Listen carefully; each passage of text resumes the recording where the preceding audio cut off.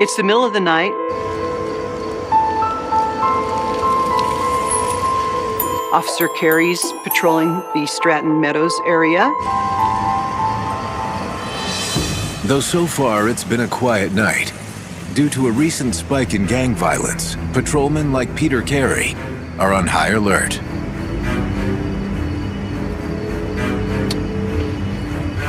Well, right away, as a police officer, you also have to be very cautious because you don't know what you're coming up on. And in a cul-de-sac on the south side of town, Officer Carey's night takes a dramatic turn.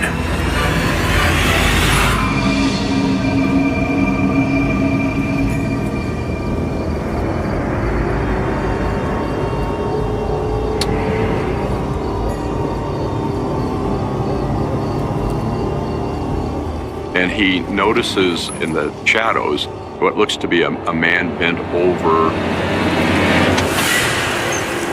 Hey, stop right there. Right there. Stop right there. And he sees the figure look at him.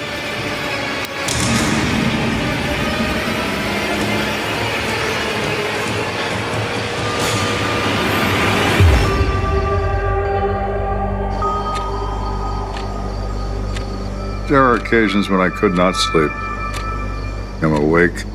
I haven't been to sleep.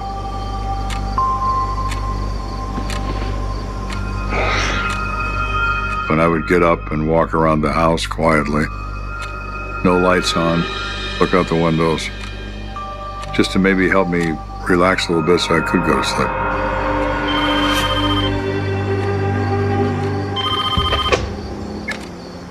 Miss Kenda. Stratton Meadows? Okay. Let's get Detective Anderson on the scene. He knows that neighborhood. At that time, I was a sergeant, so it was my job to assign detectives to the case. Ought to be there soon. I wrote a note to Kathy telling her where I went, and I took off.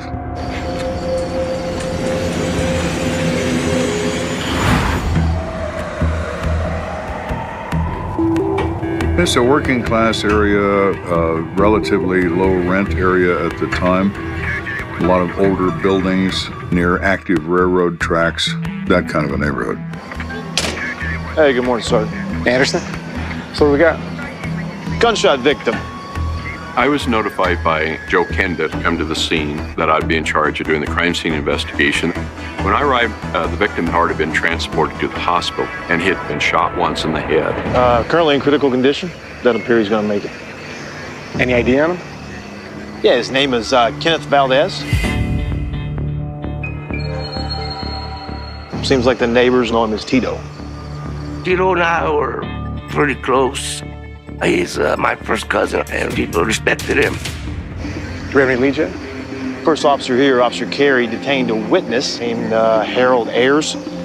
We don't think he's involved in the shooting, though. Want to take me where they found the body? Sure, right down here.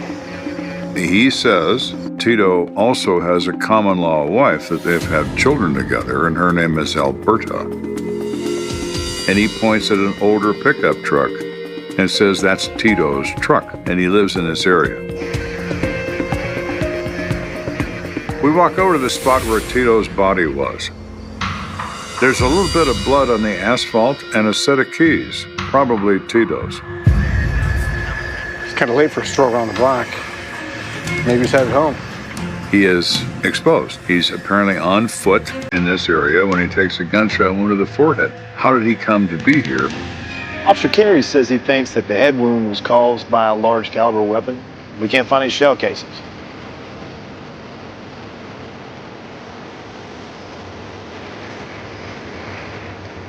Yeah. Take a look at those skid marks. I see acceleration skid marks in the street. So that says to me that whoever did this is probably in that car. And those acceleration marks are in flight after the shot is fired.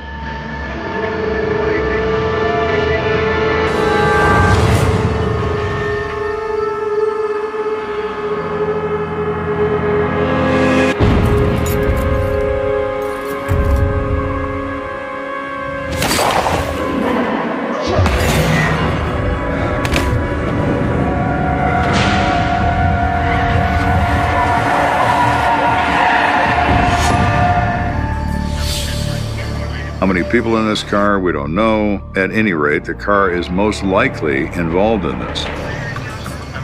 Let's go talk to the witness. Is that him over there? Yeah, it's We were fortunate that the reporting party was still there, so I was able to talk to Mr. Ayers about what he had seen, what he had heard. Mr. Ayers, how did you know Mr. Valdez? The guy that got shot? Actually, I don't know him. I just live on this block with my wife. We were out this morning when everything happened. He said they were taking a road trip, and he wanted to make sure that they got an early start before traffic. They were loading up the car with their suitcases. Hey, can you go grab the cooler when you go back inside? Oh, sure. Hey, do we need more ice? I think we're okay.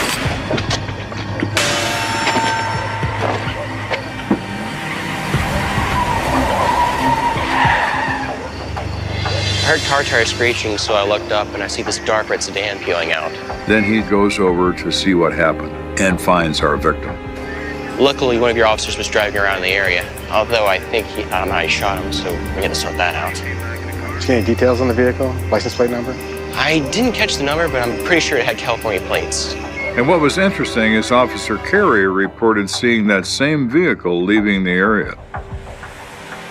So we know that we're looking for a sedan. And even if you can't get the license plate number, if you can get the state, especially an out-of-state license plate, that's very helpful. Did you see anyone in the car? It was dark, but it was just the driver, I'm sure. He was wearing a ball cap, but I couldn't get a good look. I'm gonna put out a bolo on the suspect vehicle. All right, thanks. Hey, I hate to be such a bother, but we really need to get going. Thank you for the information. I hope you can still enjoy your trip. He's got a good attitude, but he's told this story now 2 or 3 times to 2 or 3 different policemen. He's still concerned about getting to his destination, which is perfectly understandable. With little to go on, Kenda and Anderson decide to speak with the victim's common-law wife, Alberta Gonzalez. I'm sorry. I'm just so shocked right now. She is incredibly distraught, shocked, crying. Her demeanor and the way she presents is a clear indicator she has no knowledge of this or no involvement in it. He had a nice wife, my cousin Alberta. She was good to him. I'm sorry, Alberta. Do you know what Tito was doing up at this late hour? Yeah, he was doing someone a favor. She said he was helping friends move into an apartment. He called me and said that it turned into a little party to celebrate the move. No big deal. He came home a little after 2. And told her as he came in the door, he realized that his tools and his work equipment was at his father's house. He was supposed to work in the morning, so he was going to drive over to his dad's house and get the tools and come right back. But he didn't even make it to his truck. He walked out, he never came back. So we now know he was walking to his truck when somebody interrupted that with a bullet. Can you tell us about these friends that Tito was helping to move? Jose and Galena Torres, they just moved down the block.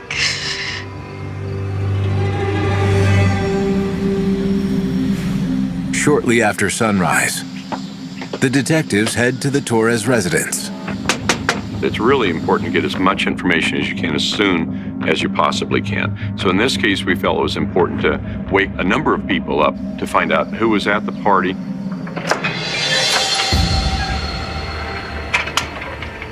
Something wrong? Galena, what's going on? We need to talk to you about your friend, Tito Valdez. Is he okay? I'm afraid we have some very bad news. They were very, very surprised that Tito Valdez had been shot and that he was hospitalized. There's a strong chance he won't make it. Oh my God, he was just here. Khalifas. What's that? This was Khalifas. They were soldiers from California, hardcore gang members that were serviced in the army here in Fort Carson. They are an association of friends who call themselves a gang to protect each other from insult and name-calling. They defend their honor at all costs. You should come inside. Now, this is a major problem. If we're dealing with gangs, there may be a lot more body bags before this is over.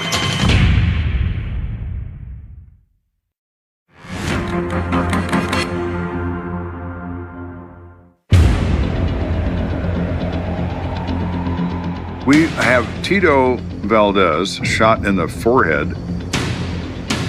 We're trying to determine if that motive lies somewhere in the gang world and is connected to the car with California plates. Right away, they're thinking, was Tito somehow involved in a gang? Was this a drive-by shooting? You can have a seat there. So Tito's having issues with Khalifas? No, not Tito. But we had a little party last night, and some of our friends are in Los Meadows Burritos. He said his associates belong to Los Barrios, which is a neighborhood Hispanic gang in this area. These people are not in the drug business. They don't do contract homicides. They don't do anything that gangs do. Stratton Meadows neighborhood was claimed as a gang. We were never a gang. We were one big family. And we stuck together and we took care of our neighborhood. So, wait, Tito's not involved in Los Meadows Barrios? Right. He's just friends with everyone. That was a little bit of a surprise to me, since that's where Tito and his family and his friends all grew up. I think this could have anything to do with the Astlin shooting. You know that trial's going on right now. Yeah, man. Everyone's been on edge around here. Chris Romero was actually here tonight with Tito. They're best friends. We had a shooting in the recent past where two members of the Khalifas had shot a member of Los Meadows Barrios, a Mr. Chris Romero. He survives it, but there's a lot of hostility within both those gangs. That case was investigated. Two Khalifas were arrested and are charged with attempted first-degree murder. You know, it's a miracle Chris is alive. You know, I told him to keep his head down until this whole trial thing is over with. So why don't you walk us through what happened tonight? Well, we just moved in yesterday, and it just turned into a little party.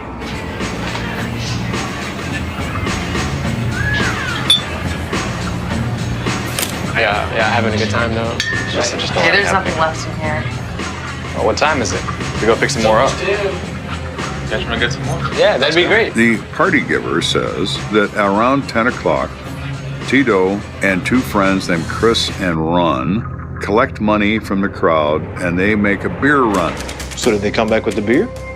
I think so, but I don't know. We were in the other room, but I don't know what happened to Tito. Well, obviously Chris and Ron do. What if they went out and encountered the Khalifas at the liquor store? Now, are they angry about their people going to jail? And does Ron have a last name? Castro. All right, thank you very much. So, please give us a call if you hear anything else. So now we need to find Chris and Ron and find what they have to say about this beer run. Fortunately, Detective Anderson already knows where Chris Romero lives. Hey, where you headed at this hour? Detectives, I'm on my way to work. What you guys doing here? What's up? My detectives established rapport in this neighborhood, and Anderson had established a relationship with him to where they could get information when other officers couldn't. Hey, this is Sergeant Kenda. We're working a shooting that just happened. Your friend Tito got shot. We're thinking a drive-by. What? Who did this to him? We don't know. That's why we need your help. Hey, I heard you and Tito were at a party last night. Did you guys get in any trouble? No, man, not when I was with them. I had to go to work early, so Ron and Tito picked me up, and then they dropped me off back at the house. I don't know what happened after that. Chris seemed entirely believable. We will check his alibi, but for our purposes, I really don't think he knows what happened to his friend. All right, we'll let you get to work. Sorry about your friend. Yeah. Hey, call me if you hear anything. I will, man. As we're leaving, Hey, Anderson. he says he saw a strange car cruising the neighborhood the last couple of days. You guys looking for the same car? And what it look like? Red sedan, California plates?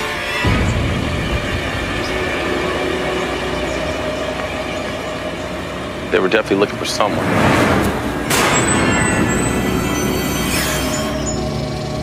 People always say that these things are a coincidence. I don't believe in coincidences. So that sent up signals that perhaps there was some connection for this shooting with Tito.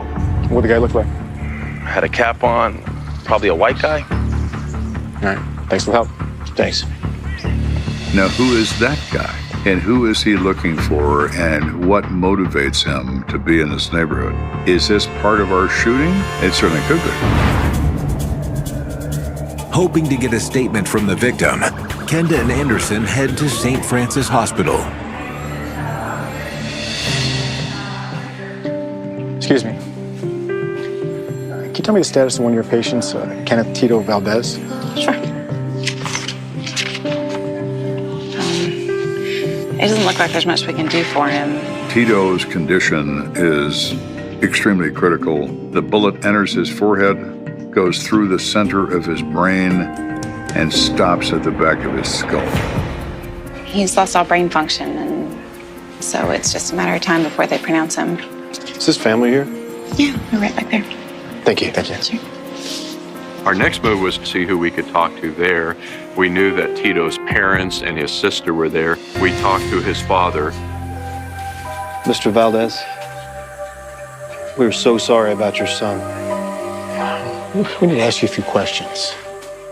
I said, we are here to find out who hurt your son. That's what we're here for. You can help us with that to get to the bottom of this. We will do anything to help. Was your son having any problems with anyone recently? Actually, I know who did this to my son. He tried to kill him already. He said the guy stabbed him with a crowbar. Really? Well, now, did he trade his crowbar for a gun?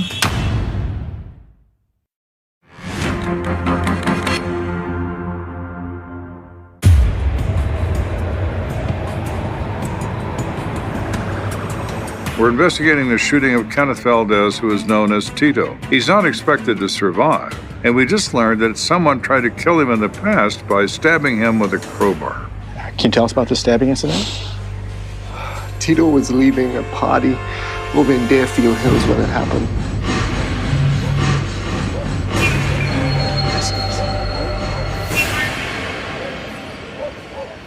Hey, what you looking at, man? That was good. Nothing, man. Nah, you looking at something, man. What you looking at? All right. Said I ain't looking at nothing. Yo, it's okay.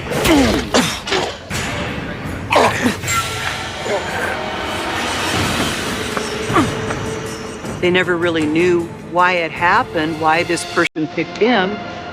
He got away from them, but he spent a week in the hospital. Do you know this guy's name? No one knows. You should talk to your friends on the force. It was never solved. When did this occur?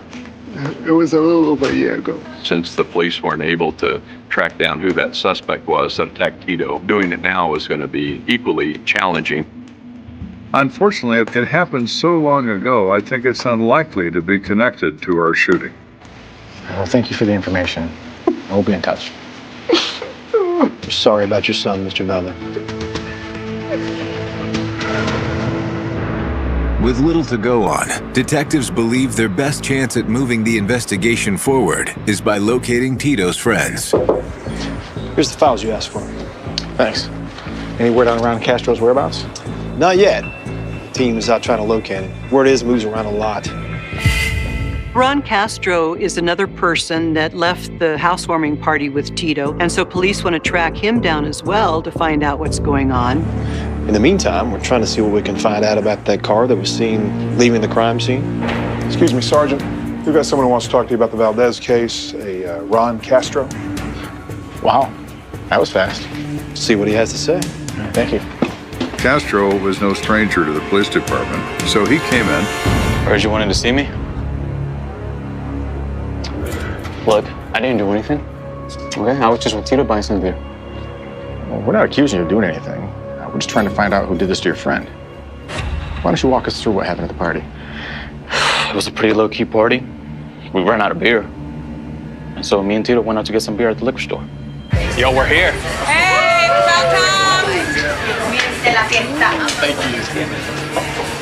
Hey. They met a couple girls that they kind of casually know. So they come back with beer and two girls who are now at the party. Tito, as it turns out, had a reputation as a ladies' man. He wasn't particularly loyal to his common-law wife. Come on, Tino, make me a drink. You got it, babe. According to Ron Castro, though the two girls were friendly and flirtatious, they often ran with a crowd that wouldn't be welcome at a Los Barrios get-together. He thinks that possibly this could be something involving jealousy and gang members. and they were loosely affiliated with the rival gang, the Khalifas. One drew our attention immediately. Her name's Gata, that is Spanish for cat, and she had a bit of a reputation for sleeping around with members of both gangs. Tell you how beautiful you look tonight? Yeah, tell me again. So he's all over Gata, and they're having a good time. So what is Tito unwittingly doing? He is playing with a grenade with the pin almost out. Yeah, those barrios know how to throw a good party. What? Then a little bit later, I heard Gata arguing with somebody over the phone. Well, you didn't want to take me out. So what was I supposed to do? Stay home? She's talking to somebody from the Khalifas because he hears her say that. So what is Gata doing? Stirring the pot with a radioactive spoon. That's what she's doing. She's playing this game. Just stop, okay?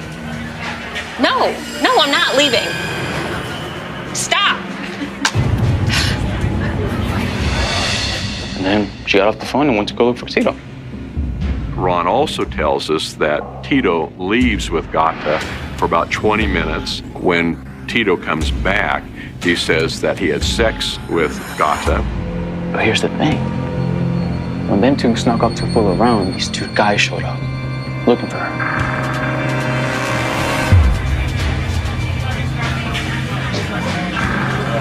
One is a white male, the other is a Hispanic male, and he's never seen either one of them before. Hey, can I help you? We're looking for someone. She goes by Gata. She's a pretty little thing. You seen her? Oh, yeah, she just left with Tito. Where'd they go? They didn't say. Hey, bro, let's get out of here. And just like that, they took off. Now we have to find out if there's a jealous lover who's now after Tito for being with his girlfriend. Where can we find this woman? Give me the pen. She's not really that hard to find.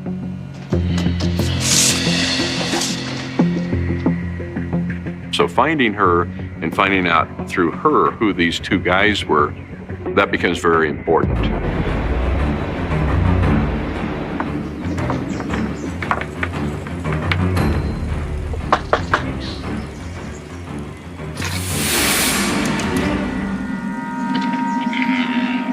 Yeah?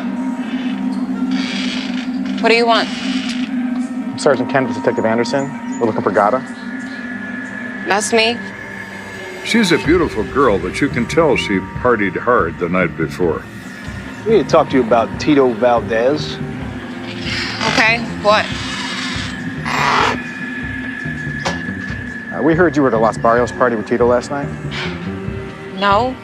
Who said that? I was with my roommate at a bar last night. So you do or you don't know Tito Valdez? I know Tito, I just wasn't with him last night. She denies leaving the party in his company. Frankly, I don't care who you did or didn't leave with. We're looking for two guys we think you know. We want to know, who is it that you called from the party? Was it your boyfriend? Were you trying to make him jealous? No, I don't know what you're talking about. I actually don't remember much from last night. Maria! I wasn't messing with Tito last night, was I? Oh, you did. You lived the party with him. Wow. I don't remember. He must have been pretty drunk. It's believable that she is that drunk. They drink every day, and they drink to excess every day. So we're not getting anywhere with these girls when all of a sudden my radio goes off. Kenda? Excuse me. Go for Kenda. Sergeant, patrol has eyes on a dark red four-door sedan with California tags and a white male driver. They report that he has found a vehicle matching description in the area of the shooting. They're going to make contact and are requesting backup. 10-4, we're on the way. Kenda out. All right, we gotta go. Thanks for the information. We'll be in touch. While Kenda and Anderson race to the scene, Officer Everett Perdue and his partner are preparing to make contact with the driver. Hey, keep your hands where I can see them. You have no idea who this person is? or what he's capable of. You take no chances.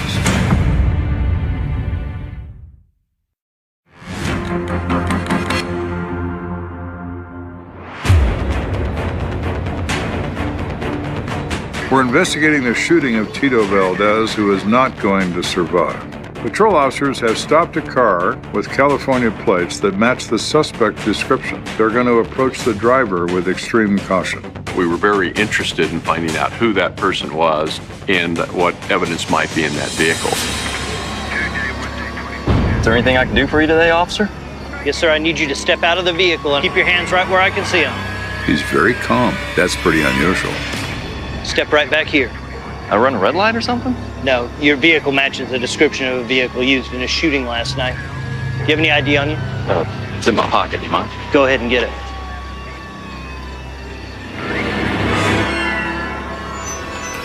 Step over here with my partner. Sir, stand right here. He has not one driver's license, but two, and they're both in different names with his picture on them. How is it that you have two state IDs? One says that you're Raymond Oland and one says that you're Raymond Parker? How does that work? I need you to put your hands on the car, sir. That's a major red flag. People who have different identifications are usually fugitives from justice. Do you have any weapons in the car or on your person that we need to know about? No. He looks in the floorboard front passenger side. He sees 3 or 4 large jars stuffed full of coins. Then he looks in the back seat. You got a gun. Hey, go ahead and hook him. And they did see in plain view in the back seat a short-barreled black revolver. Minutes later, Kenda and Anderson arrive on the scene. I've got a suspect in my car. The gun's still in his car and nobody's touched it. All right, thank you. When I get there, I look at this gun. Yeah, looks like one round's been fired. It's a 5-shot, 38 caliber revolver with a 2-inch barrel. When we recover the bullet from the victim, we'll be able to see if they match up. I am totally convinced that one shot is in Tito Valdez's forehead from our man with 2 driver's licenses. I'll go ahead and bag that for me. Yes, sir. See what he has to say. He's sitting in the back in handcuffs. He's still very calm. So I got a quick question for you. Okay.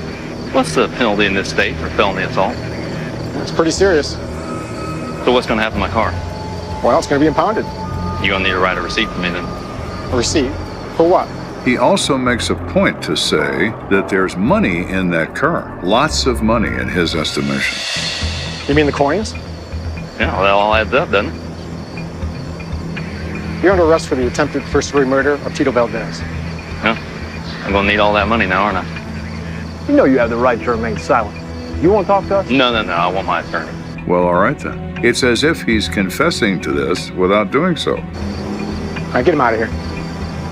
He's a very experienced criminal, and we don't scare him, and the system doesn't scare him either. While Ray Parker, a.k.a. Ray Oland, is brought down to the station to be booked, Kenda heads back to his office to review the case. I don't believe that Mr. Parker was driving down the street and selected Tito Valdez as the only pedestrian and shot him. We need to learn what the connection is between Parker, the gun, the money in the car, the Khalifas, and Tito Valdez. Kenda. Dispatch informed me on the phone that Tito Valdez is pronounced dead from a gunshot wound to the head. And it's tragic because he was a young man with 2 children. He had loving family members, his parents, his sister, and his death touched a lot of people in that community. And it's a tragic loss. Well, we officially have a homicide on our hands. Parker's facing a first-degree murder charge. His body's transferred to the El Paso County morgue, where we will recover the bullet, which is still in his head, and compare it to the weapon we found in Parker's back seat. I looked into that gun. It's got an interesting history, actually. How so? Seems it was taken in a burglary about 10 years ago. It turns out that the weapon might have been part of an insurance fraud. Did you find anything in his background check? Yeah, a few things. We checked with California. He has a criminal history, but it's not that serious. He has a wife, but he's left her. We're still trying to locate her. He's down in processing. All right, let's get his mugshot into a photo lineup and circulate it to all the people who were at the house party and to Tito's family. Now, maybe that'll jog her memory. Got it. Police have to establish some kind of connection between Parker and Tito. And one of the things they have to figure out is this a premeditated murder? Nobody seems to know who Raymond Parker is. He's not a member of the Khalifas as far as anybody knows. Jose, you recognize anybody on there? Nah. No one from Los Barrios or Khalifas. Did anybody on that sheet show up at your house party looking for Gata? Gata? I remember 2 guys were looking for her, but no. Neither guy is on here. What about this guy? You recognize him? Never saw him in my life. All right, well, thank you. As far as we can tell, he had nothing to do with Gata. There was no earlier connection that we were aware of with Tito. The next day, Kenda and Anderson switch gears and delve into Ray Parker's background. We determined that Mr. Parker was employed as a short order cook at a restaurant in Colorado Springs. We go to this restaurant. So what do you want to know about Ray? We identify his best friend in the restaurant is another cook by the name of David Gillespie. He's only been in the Springs a few months. We share an apartment together. Well, what kind of guy is he? Quiet, does his job, good worker. Did you ever know him to carry a gun? I mean, he's never talked about owning one. Do you mind if I smoke? Go ahead.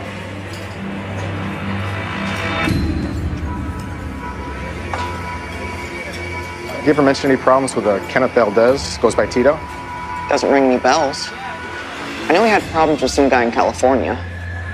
David says, well, Ray Parker had recently separated from his wife. He caught her in bed with another man. Got real broken up about it. Left her, moved here, but he never mentioned anything about Tito. I'm looking at this guy, and I can tell he's holding back on me. Now, why is that? David, I can tell that you're not telling us something. I'm being straight with you. Don't waste our time.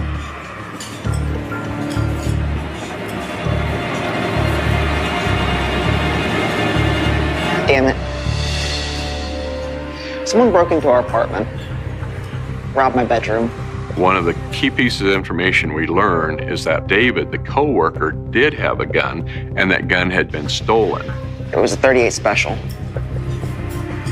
Why didn't you report the burglary? I couldn't. I didn't legally own the gun. So he was afraid if he admitted he was in possession of a stolen firearm, that would arrest him. We were able to confirm that the gun originally was stolen so many years ago that the statute of limitations had run its course. Was anything else missing? I had a bunch of money gone. I've been saving up change for months. All gone. I had some cassettes missing too. Well, we know where they are now, don't we? They're in Mr. Parker's car. You don't have to be Sherlock Holmes to connect that event. Kenda and Anderson believe Ray Parker stole the money, cassettes, and .38 special from David Gillespie and staged the theft to look like a break-in. The million-dollar question, though, is how is this incident connected to the murder of Tito Valdez?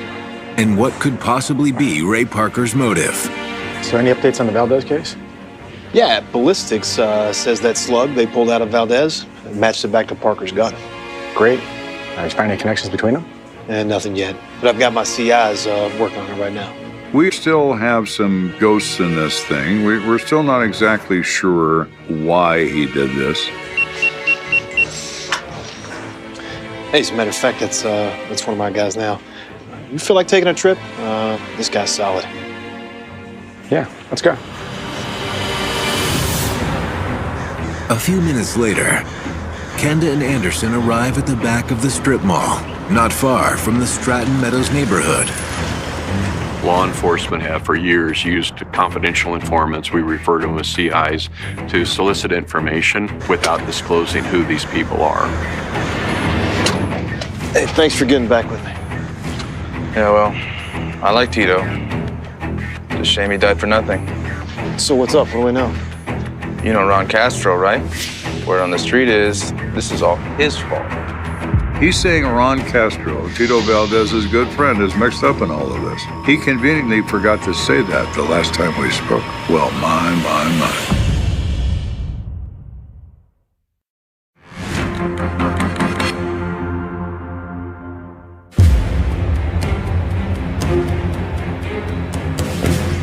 We've arrested a man named Ray Parker for the murder of Tito Valdez, but we've been unable to determine a motive or how they were connected until now. A CI has informed us that Tito Valdez's good friend, Ron Castro, may be the missing link. Ron Castro? What's he got to do with this? He's been selling drugs. Was Tito helping him? That's the thing. He didn't have anything to do with the drugs. He was just Ron's friend. All right. Hey, thanks, man. I appreciate it. According to the informant, the trouble started a few days earlier when Tito was driving Ron home. Tito was kind of a go-along guy. He went along with the Los Meadows Barrios, and that got him in some level of jam more than once. You mind making a quick stop? Yeah, man. What you got going on? Nothing. Just gotta take care of something quick. Ron sells cocaine that's been doctored to the max. There's some cocaine in it, but very little. So Castro's making a living selling bunk junk on the street. Pull up to that car right there. Right there? Yeah, that's good.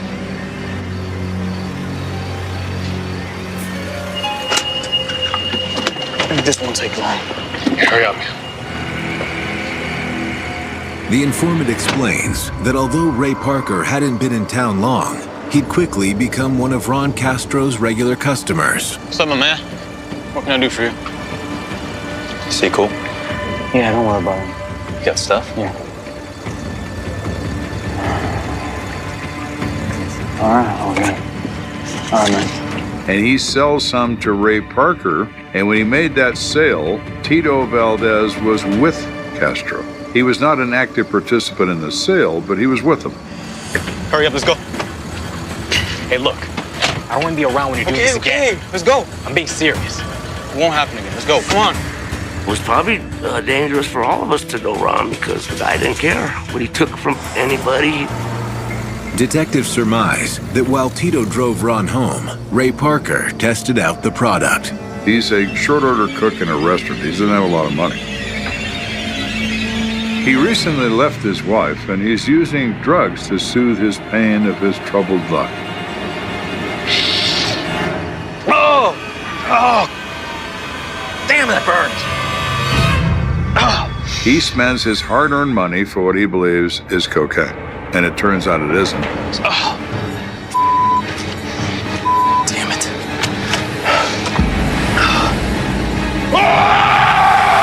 Then he is furious. He wants to take revenge. And he knew his roommate David had a gun.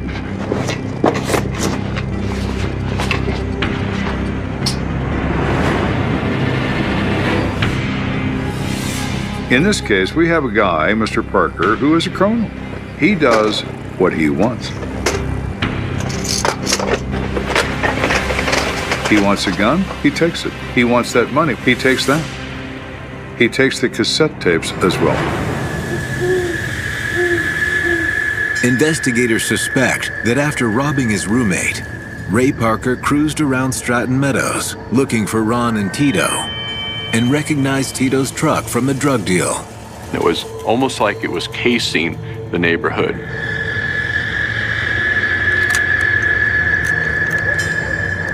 So he was waiting for him when he walked outside.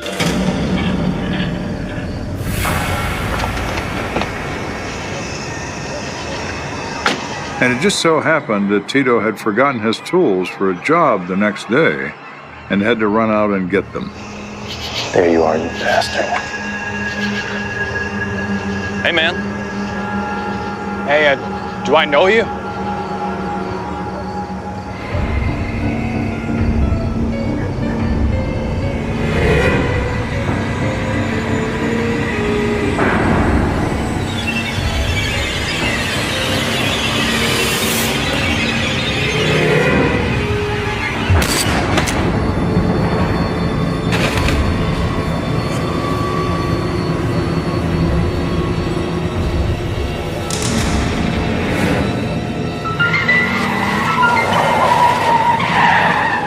This was really a senseless murder. It didn't have to happen. And it's an absolute waste of a life over something he didn't even do. They took my friend, man, you know. They took Tito's from me, man, you know. It hurt me bad, man.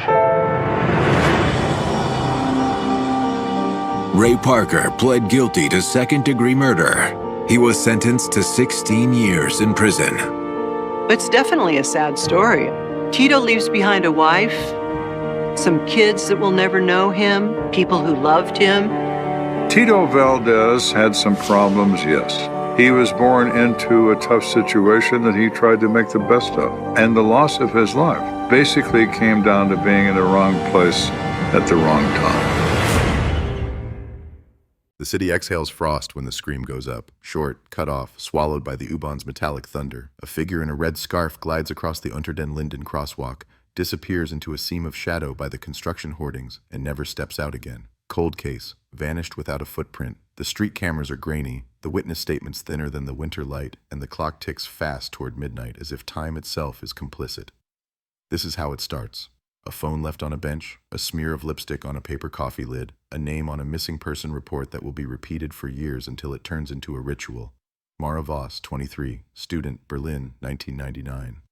Snow feathering sideways. Police tape flapping like a tired flag. The first responders find nothing but a scattered handful of coins near the tram stop, the map of the city slick with damp fingerprints. Mattik Bian, the tabloids say, mysterious disappearance, though the word that sticks is simpler. Gone. The precinct scribbles lines on a wall chart. Last sighting, acquaintances, lecture halls, side jobs, the dingy bar with the cheap neon. They comb the Tiergarten and drag the canal. They find a red scarf snagged in a bush near the embankment, wet and heavy and quiet. Everyone inhales. Everyone waits for the body that does not come. Her friends speak into microphones with voices that refuse to crack. A roommate remembers a joke about postcards from Portugal. A professor remembers a final essay that read like a farewell note without saying goodbye. A bartender remembers a man with a coat too sharp for the room, asking for a payphone that no longer existed. The city begins to whisper its favorite word, Man moi ki la, a strange clue, because a week after her vanishing, a letter arrives at a newsroom, typed on a machine no one uses anymore, with a single line. She asked for a miracle. I gave her a map. No envelope DNA, no fingerprints, just the odd thrill of a clever taunt. Detectives pace holes into their souls. They chase the map idea, city grids, tourist pamphlets, S-Bahn schedules. One catches the scent of something old, a discontinued tourist guide from 1989, the year the wall tore itself open. Cross-reference the tram stop with the old guide's route. It points to an address on a street that changed its name after reunification. They roll up with caution and a warrant and find nothing but a basement that floods every spring, a single dead light bulb, and a damp rectangle on the floor the size of a door. It's not a door, it's a stain. They sample it. Not blood, not anything they can use. The case folds into the archive like a letter you don't know how to answer. Years pass and Berlin changes its skin. Cranes, glass, galleries, empty factories turned into clubs where the baseline feels like a second spine. But the poster in the precinct hallway does not change. Mara Voss, have you seen her? The detectives age. A rookie becomes a veteran. Evidence boxes migrate from shelf to shelf like restless animals. In 2006, the door to the evidence room sticks and a lab tech pries it open with a wrench. A folder slides out like a confession and lands at a trainee's shoes. What's this? Berlin 99, cold case. He opens it. He keeps it. He tells himself it's homework. He reads the typed letter until the line starts to whisper. She asked for a miracle. The micro-revolutions of science begin to matter. Touch DNA, mitochondrial sweeps, algorithms that build faces from fragments of pixels and teach cameras to remember better than cops can. The trainee, now a detective, pushes to retest the scarf fibers, the coffee lid, the stamp glue on the typed letter. The lab produces a partial profile, male, Northern European ancestry, a rare marker that shows up in 2 unsolved assaults from the early 2000s, both near transit lines, both involving a woman intercepted between light and shadow. The public gasps. The newsroom dusts off the map headline. The case breathes. A hotline lights up like a switchboard from the dead. A call slides through at 2:17 a.m. The voice is low, thick with old cigarettes. You're looking the wrong way, he says. It wasn't the canal, it was the ground. Click. They pull utility records, metro renovations, archival plans. In 1999, an access tunnel near Französische Straße was sealed for safety, its service hatch welded shut and bricked over a week after the disappearance. The team gets a permit to do what no one wants to do: open the old bones of the city. The jackhammers bite, dust blooms, and there, nested in wire and slag, sits a compact mirror with a chipped enamel lid, a starburst pattern Mara's roommate swore she always carried. Inside, a hair. Inside the hair, a sequence. The lab hums like a hive. The sequence crosses an ocean inside a database that only exists because a distant cousin in Denmark spat into a tube for fun, clicked a few consent boxes and forgot about it. Genetic genealogy lights up a branch of a family that moved to Berlin in the late 90s. The suspect never went to prison, never got swabbed, never dropped a cigarette butt on the record, but he has a brother with a routine traffic stop, a glove compartment, a tissue that wasn't thrown away. The lab threads the needle. The marker is rare. The kinship is tight. The hit is clean. A name surfaces like a diver breaking through. Henrik A., appliance repairman, 2 changes of address within walking distance of the service hatch. The precinct holds its breath the way a city does right before the lights go out. The warrant rides a dawn that looks like any other. Steps in the stairwell, a door that opens without a fight. The kitchen is neat, too neat, the kind of neat that looks learned. The man in the robe blinks behind glasses and says a word that sounds like an apology, or maybe it's just coffee. They take the toothbrush, the hair from the sink, the skin cells from a mug. The profile clicks against the mirror hair like a deadbolt finding its home. Journalists sharpen their knives into headlines. Cold case solved. Arrest shocks community. Neighbors swear he was quiet, helpful, the sort of man who waters plants when you're away and doesn't keep a spare key. The city stands very still, as if trying to remember exactly where it was the night the red scarf fell silent. Confession doesn't come easy. He speaks in loops. He says the word accident. He says the word panic. He says the word dark, as if the dark could be summoned to testify on his behalf. But the map letter hangs over his head like a pendulum, the first taunt, the printed threat disguised as poetry. He falters when they show it. His eyes flicker. He admits the typewriter, claims it was a prank. He smiles when he shouldn't. The prosecutor frowns. The room grows cold. Then, in a box of old repair tickets, behind a row of neatly labeled cords, they find a plastic sleeve with tram stubs, dated, clipped, a collector's private museum. One stub, stamped the night she vanished. One stub with an impression that looks like a coffee ring, the sort that would form when a lid is pushed from a cup onto paper for just a heartbeat. Courtrooms make everything look smaller.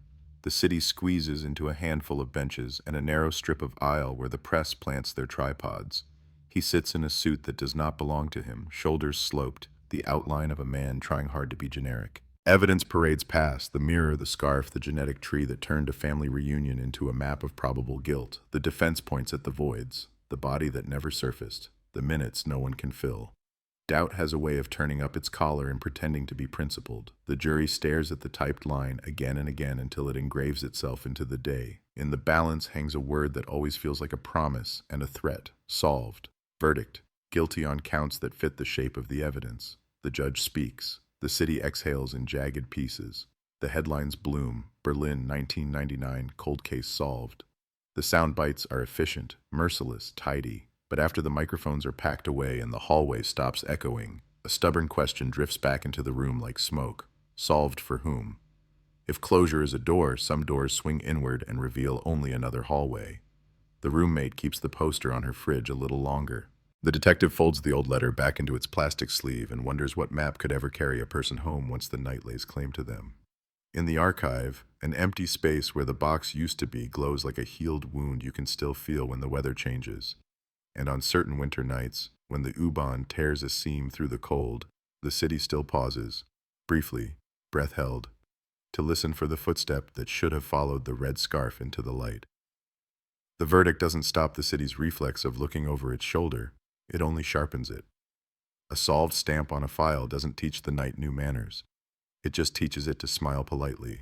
And when the courthouse empties and the air tastes like old paper, a winter drizzle inks every window pane with the same thin handwriting. Be careful, be certain, be sure, and yet certainty is a guest that never stays for breakfast. The detective walks home along streets where lamps cone down like small courtrooms convened above each square of pavement, replaying the fracture points. A mirror nested in wire, a scarf dragged out of a bush, a typed line that could have been art or cruelty or both, and the face of a man who called the dark as his witness. On his kitchen table, the evidence inventory sits like a chessboard left mid-game, but the king has tipped, the audience has clapped, and still the board whispers that something didn't move the way it should. So he tells himself he's only tidying up, he's only rinsing the dishes of a long meal, he's only taking one more look at the map that was mailed to no one and everyone at once. A city archive smells like wet wool and secrets. The clerk on duty is a ghost in a cardigan who knows where everything is and pretends not to be surprised when he asks for construction permits again, metro maintenance logs again, those pre-reunification street plans with the grid that never quite lines up with the grid the city uses now. He isn't trying to break the case that's already broken itself. He's trying to answer a smaller question that keeps growing. If the service hatch was sealed a week after she vanished, who else knew? He stacks paper like bricks, runs his finger down margins where initials hide, and there it is, in a stroke of blue that doesn't match the rest. Approval noted, urgent, supervisor's sign-off missing, but an engineer's initial standing in like a substitute teacher sent to handle the final exam. The engineer's name means nothing at first, J. Baum, 2 syllables that could belong to 100 doorbells. But the address on the old employee record is a building overlooking the canal 2 streets from the tram stop where the coins were scattered like breadcrumbs leading nowhere. The detective circles it with a pen as if drawing a noose. By the time he reaches the building, night has repainted the river in iron tones. The balconies glisten with rain. A bicycle chain ticks as it cools. He isn't alone. The city never lets you be alone, not really. It just lets you mistake its 1,000 eyes for indifference. He rings. The apartment belongs to a woman who inherits her furniture, her potted plant with the soft leaves that lean toward the window, her caution. J. Baum, he asks. He moved away, she says, and then admits that away is a polite word for dead. A stroke 5 years back, ashes scattered near a cottage north of Potsdam. She has a box of papers, if he wants. He wants. Inside, grocery lists the size of fortunes, a faded ID with a grin that doesn't belong in official storage, and a ledger of hours where 1999 has been written with a heavier hand, as if time itself weighed more that year. The week of the ceiling is marked with 2 extra shifts and a small notation in German engineer gloss, Sicherung, safety, and below that, without a line break, the word dringend, urgent, and a phone number with no name. He does what you do when you're out of straight lines. You turn sideways, you take the number, and you find the ghosts who answer phones that don't ring anymore.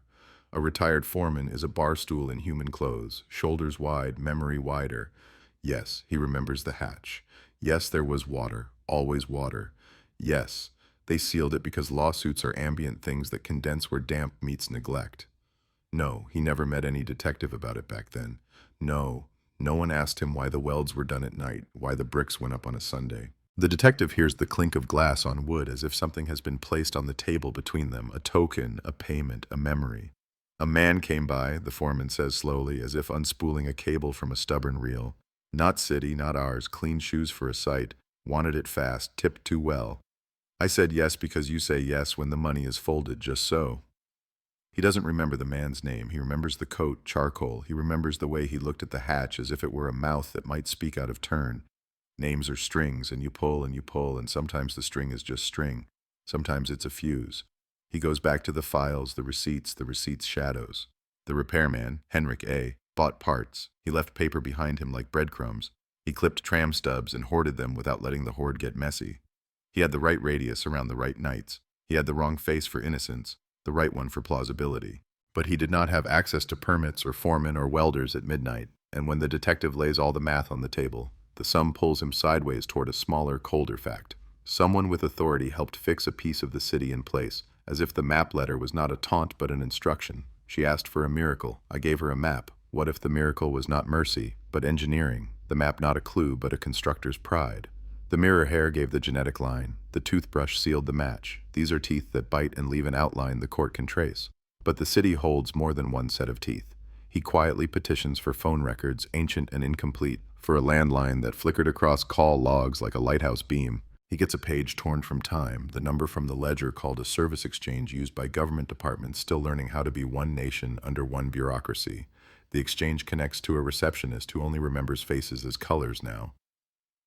Charcoal, she says, and laughs at herself, apologizes for describing a man by his palette. He had that coat, you know the kind. He always arrived when something needed smoothing. The word smoothing rolls in her mouth like a marble. She doesn't know his name either.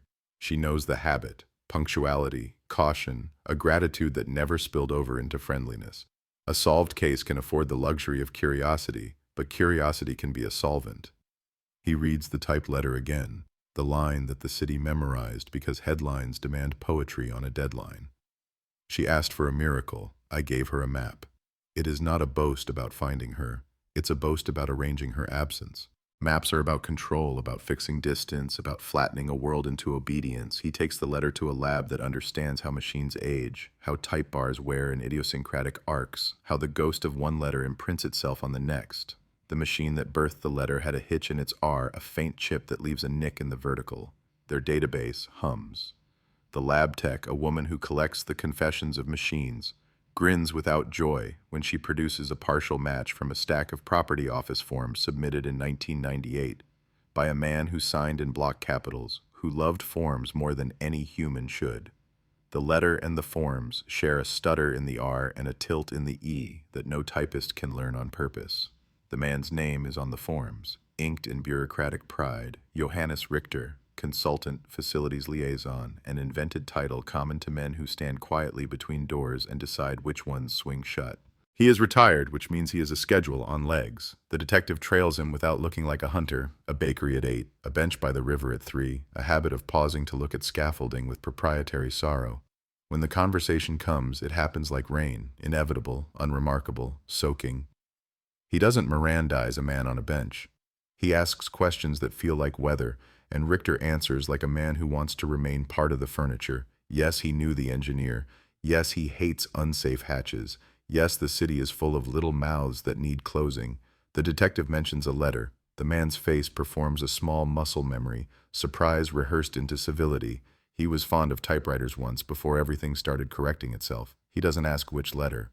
The detective lets silence do what it does best, the work of erosion. You can feel when a story wants to break and when it wants to set. This one does both. Richter does not confess, not in any way a court would accept. He confesses in a thing he does with his hands, in the way they flatten the air as if smoothing a wrinkled blueprint. He confesses in a sentence that isn't an admission but might as well be, "People misplace things, Inspector. We build so they stay misplaced."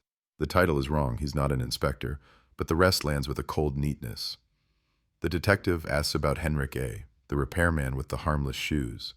Richter says he has never had a washing machine fixed in his life, as if maintenance is a moral failing.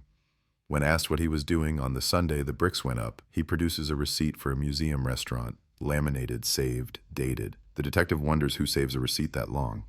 The answer sits between them, like a third man, a person who understands that the city is a ledger, and that some entries must never be allowed to balance. He could take this to the office and be told to enjoy his holiday. The case is closed. The press has their headline. The city would prefer a lullaby. Instead, he goes home and takes a string and pins. He makes a humble, forbidden map, not for the cameras, just for himself, linking the hatch to the tram, to the engineer, to the liaison, to the foreman who took an envelope thick with gratitude. The lines intersect near a building that was demolished in 2001 to make way for something transparent and expensive.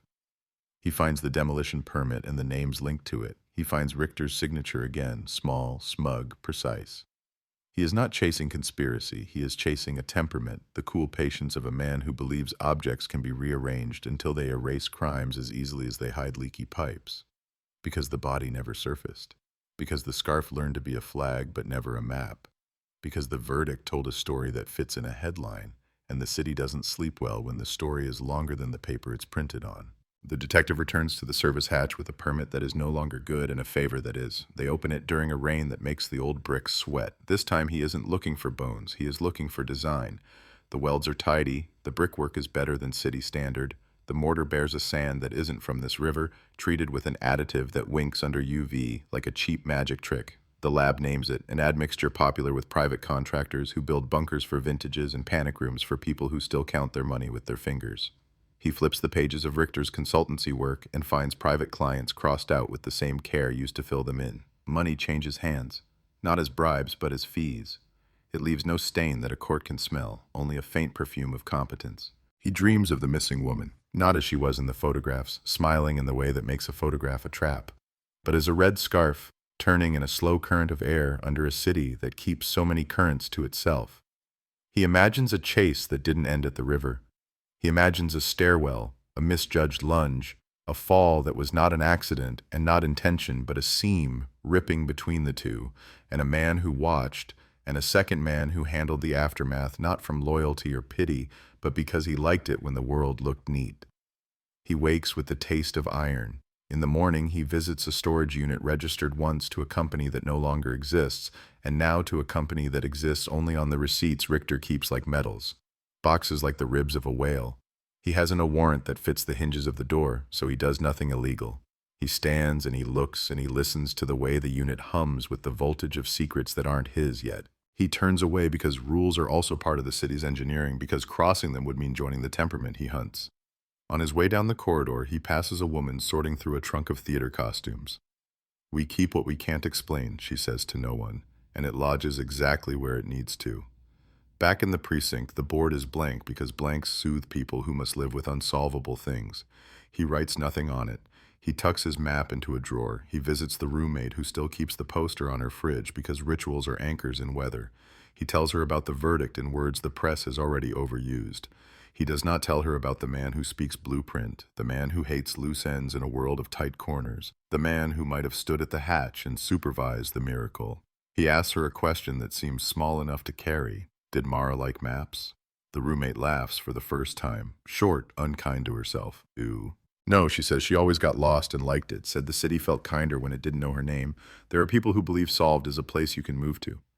He walks home through a solved city that keeps building its own alibis and glass and light and new tram timetables.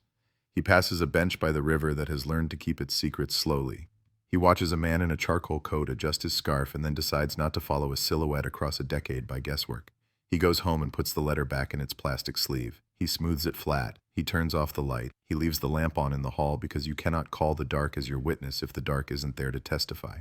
And somewhere under all of it, something shifts no more than a breath. An old permit request receives an answer in a server farm that no one has yet noticed, a cross-reference that will bring a name from one column into alignment with a face in another, a simple clerical marriage with the consequence of a storm. The city turns in its sleep and the U-Bahn writes its metal sentence under the ground, and the detective, who has learned to wait without becoming patient, closes his eyes against a solved headline and opens them on a night that refuses to quiet down. The city wakes like a machine.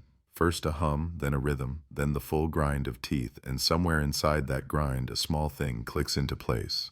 The clerk in an office that promises service without pride notices a name where a number was meant to live.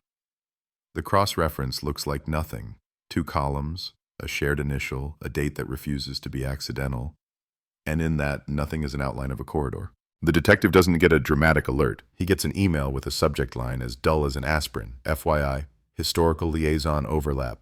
And when he opens it, the bench by the river, the hatch, the foreman's folded cash all take one pace toward each other like actors who've been waiting for their cue.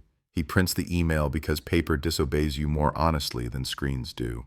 On the page, Johannes Richter appears as a signatory on a temporary occupancy permit issued in late 1999 for a structure that no longer exists, a prefab administrative kiosk placed for 6 months beside the Französische Straße access tunnel, 6 months beginning the week after Mara vanished.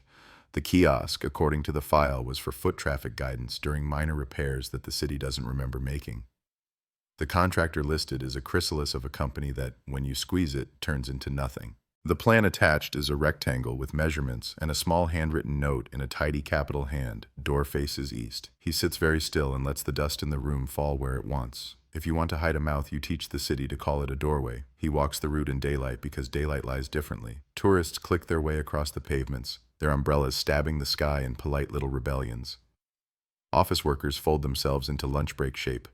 He finds the exact rectangle of pavement where the kiosk once pretended to help people find their way. East would have faced the service hatch, now bricked over. He imagines the kiosk as a lid, a privacy screen, a convenient piece of theater that let 2 men do something too neat for daylight's taste. He presses his palm to the stone. The chill goes up his arm like an old rumor. Back at the archive, he orders boxes that have slept so well their labels have grown into their skins. The clerk with cardigan shoulders eyes him as if he is asking the stacks to break an oath.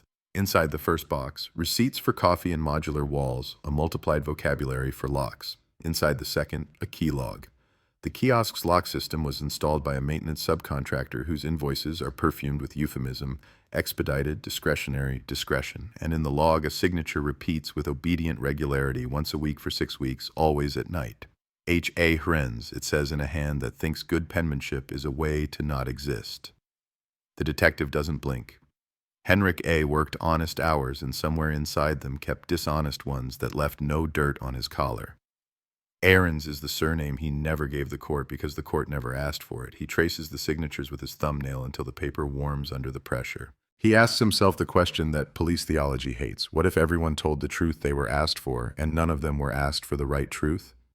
He takes the log to the lab. Ink can tell you things about the temperature of a room 26 years ago. It can tell you the angle of a wrist and the anxiety of a lie. The lab tells him the signatures were all written with the same pen, same pressure, by a hand that hesitated at the H like a man who doesn't enjoy stepping into a version of himself. 2 of the signatures sit over an erasure ghost, older graphite, different day. The ghost belongs to a J. Baum, the engineer again, the engineer always, the man whose stroke took him out of reach like a ship that sailed while the piermen were at lunch. Maps don't argue, they insist. He takes a transparency, draws the kiosk, overlays it on the access hatch plan recovered from the foreman's beer-soaked memory, and watches the corners kiss. He overlays the tram stop, the spot where coins scattered like a bribe to fate, the path the red scarf might have taken if a hand had led it, urgent but calm. He overlays the demolition margin for the building that came after, a single point of perfect overlap, a sub-basement well that doesn't exist in any current schema because covering it meant no one had to admit it was ever there. He feels the old anger, the type that's not about blood and motive, but about the arrogance that believes you can stack order on top of disorder and call it moral. He asks for ground-penetrating radar, like a farmer asking for rain. The permit is difficult, the favor isn't. They thread cables and wheel in carts and squint at the screen as grays pile into topographies. The city appears in slices, pipes that gossip, gravel that sleeps, conduits that learn to mind their own business. Then an anomaly, a void where there should be dirt, a geometry that keeps its angles too straight for geology. He feels absurdly like knocking on the ground. The team marks it with neon spray paint like a child circling a treasure on a map. They are not going to dig today. The city has appetites and rules, but they have looked and now the ground knows it's been seen. Something leaks from the news desk because something always does. An editor hears the phrase, sub-basement void, and smells a second wave of traffic. Cold case, still not over. The headline drafts itself and waits. The prosecutor calls with a voice that has learned balance as a martial art. Do not disturb what has already been made to stand, she says, which is law for, if you turn solved into a question mark, you pay for it in years and blood pressure. He says he is only documenting the past. She laughs without humor. People go to prison for less than documentation. He hangs up and lets his kitchen clock argue with the weather.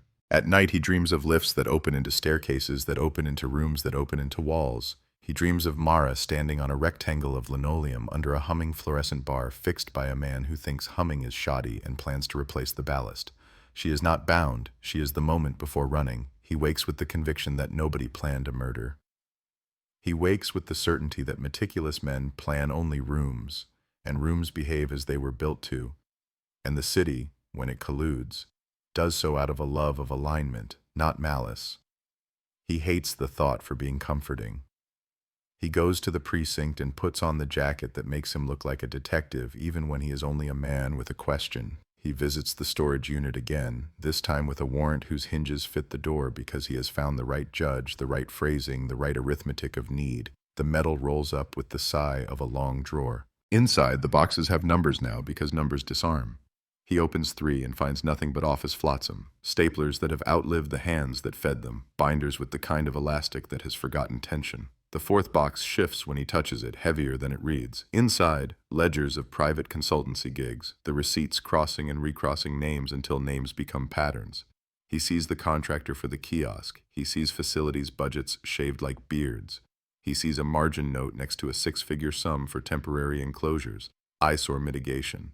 He sees a list of key-to-like locks and their serial numbers, the line items for replacement whenever a cylinder learns someone it shouldn't. He photographs with care.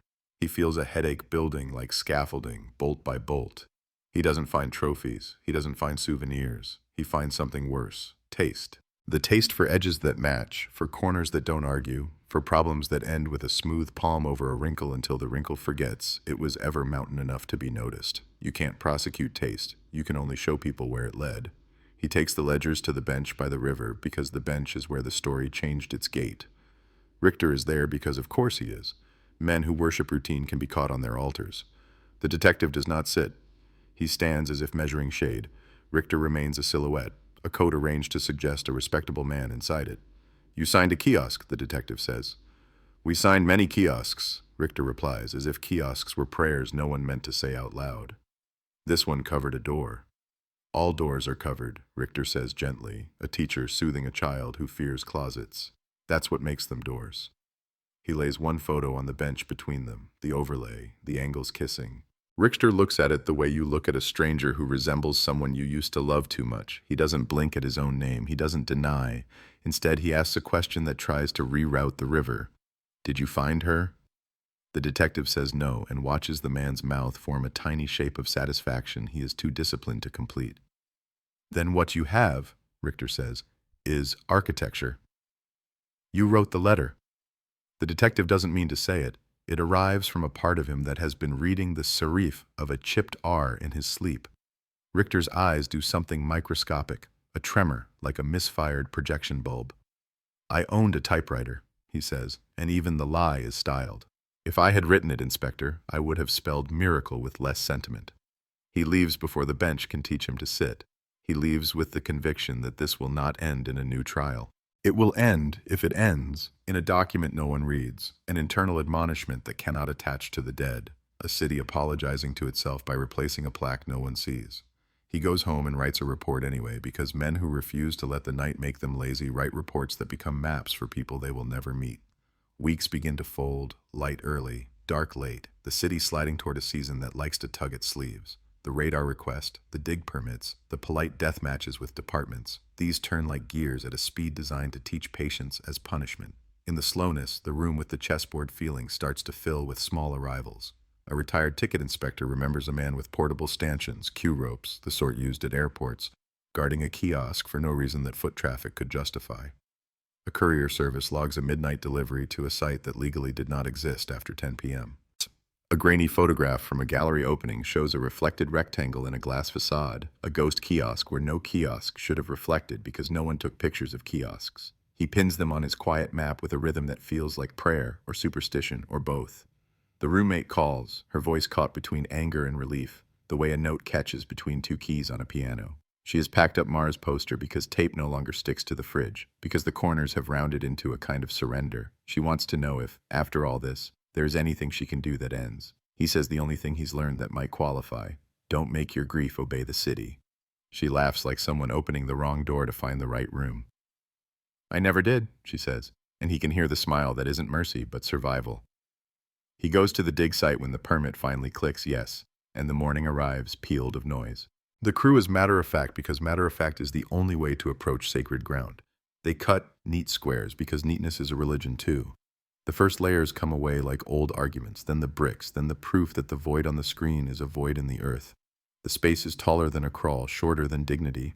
A man could stand there if he bowed his head. The walls are lined with something meant to tolerate damp. The ceiling shows scratches that could be old or could be the impatient language of hands. The crew chief turns to him with a face that does not want to be in a story. We have to stop, he says, pointing to the bone that might not be bone, the fabric that might be a piece of nothing, or a flag that decided to lie down. They stop. He breathes. The air down there is flat and tastes like a museum that doesn't want you. Evidence techs arrive with the reverence of thieves stealing from time. They sweep, they bag, they photograph the void like a portrait. They whisper, not because they must, but because the city is listening, and the city prefers whispers when confronted with its own anatomy. He stares at a sliver of enamel that might be a tooth and tells himself not to name it. He stares at a button, plain, black, 2 holes, the sort that would rather vanish than be handsome. He stares at a coil of something metallic fused to something that once was soft. He imagines a compact mirror falling out of a pocket and into wire. He imagines a shoe pressing air instead of floor. Nobody finds a body. They find evidence that the city once held its breath for a very long time. They find a scrap of cloth that analyzes to a brand that existed for one season in the late 90s, sold in a student budget shop 10 blocks from Mara's flat. They find prints, blurred, partial, layered like weather. One with an arc that matches a thumb pressed to the edge of a surface while someone leaned in to listen. DNA yields 2 ghosts. Henrik A's probable touch on something he handled with gloves more often than not. An unknown male relative of the engineer who is ashes in the Potsdam wind. The report will say indicative. The prosecutor will say insufficient. The city will say nothing, as is its right. That night the headlines break anyway because silence is not a treaty. It's a pause. Berlin cold case dig. Void beneath city. Matt tick B and stirs again. The photo is a rectangle of dark printed big enough to haunt. The copy hedges and hypes at once. The repairman's name trends for 12 hours as people decide if they were his neighbor. The liaison's name stays off the page because lawyers are fine instruments. Comment sections perform their spiral. The detective, who has no appetite left for spirals, stands by the window and watches a tram make a clean arc, its light a quiet argument for order that hurts his teeth. He expects Richter to call. He does not. He expects the foreman to call. He does not. He expects the city to apply a poultice of meetings until the wound forgets it was a cut. It does. He goes for a walk, and the night offers him a man in a charcoal coat 3 times in 40 minutes, each of them younger than memory and bored with being mistaken for a ghost. He starts to laugh, small and wrong. He stops because laughter is a kind of confession, and he hasn't finished deciding what he's guilty of. At his door, he finds an envelope with no handwriting because someone has learned the letterpress lesson too well. Inside, a photocopy of a maintenance schedule from March 2000, a thin black X over a date, an annotation in tidy block capitals. Don't forget the east door, no signature, no return. The paper smells of toner and a room kept cool enough to insult plants. He holds it up to the lamp and sees an impression on the reverse, something written and torn off so clean you could respect it. The impression reads like the ghost of a thought. We build, so they stay misplaced. He sits at his table with the letter, the overlay, the ledger photographs fanned like a magician's pretense. He doesn't need a voiceover to tell him what he holds. He needs a city that can't spit these things back out. He looks at the clock. He looks at the night. He reaches for his coat, because solved is a word that behaves like east. It tells you where to stand, not where to look. And he has decided, against advice and applause and headlines and rest, to look toward the door that isn't a door, toward the miracle that was an instruction, toward the man who calls architecture a morality because it never argues back. The U-Bahn writes its sentence under the ground. He steps into it as if the comma after it were a staircase. He takes the U-Bahn like a message slipped under a door, lets the carriage carry him through the city's iron sentence, watches glass turn to tunnel and back to glass. Everyone inside arranged in their small rituals of endurance, eyes on screens, fingers counting stations by muscle memory, the reflexive dance of stepping aside before the doors sigh open. He doesn't look like a man on his way to pick a lock in a cathedral. He looks like anyone, the kind of anyone that cities depend on to keep their own conscience quiet. The photocopy burns against his chest through the lining of his coat. Don't forget the east door. Ridiculous, theatrical, perfect, a joke told by a blueprint. He closes his eyes and recites the overlay by heart. Kiosk rectangle pressed against the hatch, the tram stop like a compass needle, the sub-basement void that made technology blush. He opens them when the station name rolls past, Französische Straße. Of course, the street has learned a new face since 1999. Boutiques, glass, a curated flavor of cleanliness, but the ground holds grudges. He follows the line that only he can see, the seam where the kiosk's footprint once taught people to queue. There is nothing there now but a swell in the paving as if the city kept a memory under its tongue. He steps over it and his heel remembers the angle. He is not religious, but there are prayers you can make with your body. Stand here, turn east, count your breaths. He does, and the numbers feel like lock tumblers considering themselves. The access hatch is legal masonry, ordinary, the sort of tidy that won't make the evening news. He traces the mortar with a finger anyway, and his nail lifts a grain that glitters under the streetlight like a cheap star. The admixture again. The private contractor's signature, smirking through stone. He doesn't carry a crowbar, he carries a phone, a badge, a permission he didn't ask to renew.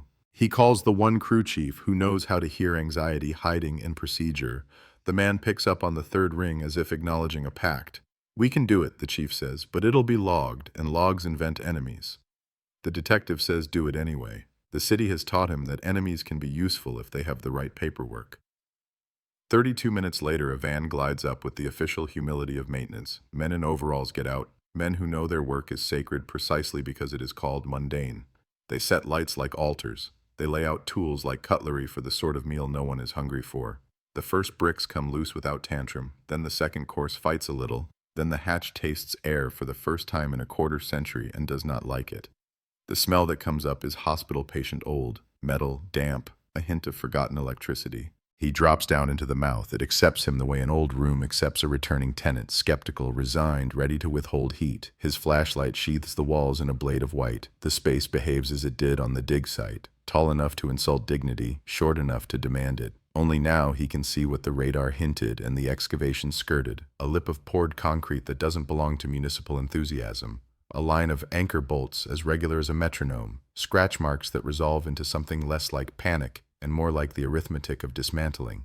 Someone removed something here with care. He imagines straps, a hoist, a panel. The kiosk would have covered sound like a hand over a mouth. He crouches and finds the faint ghost of a rectangle on the floor where dust refused to settle evenly. He sets the photocopy beside it. The corners rhyme. There are no bones. There is no miracle of closure.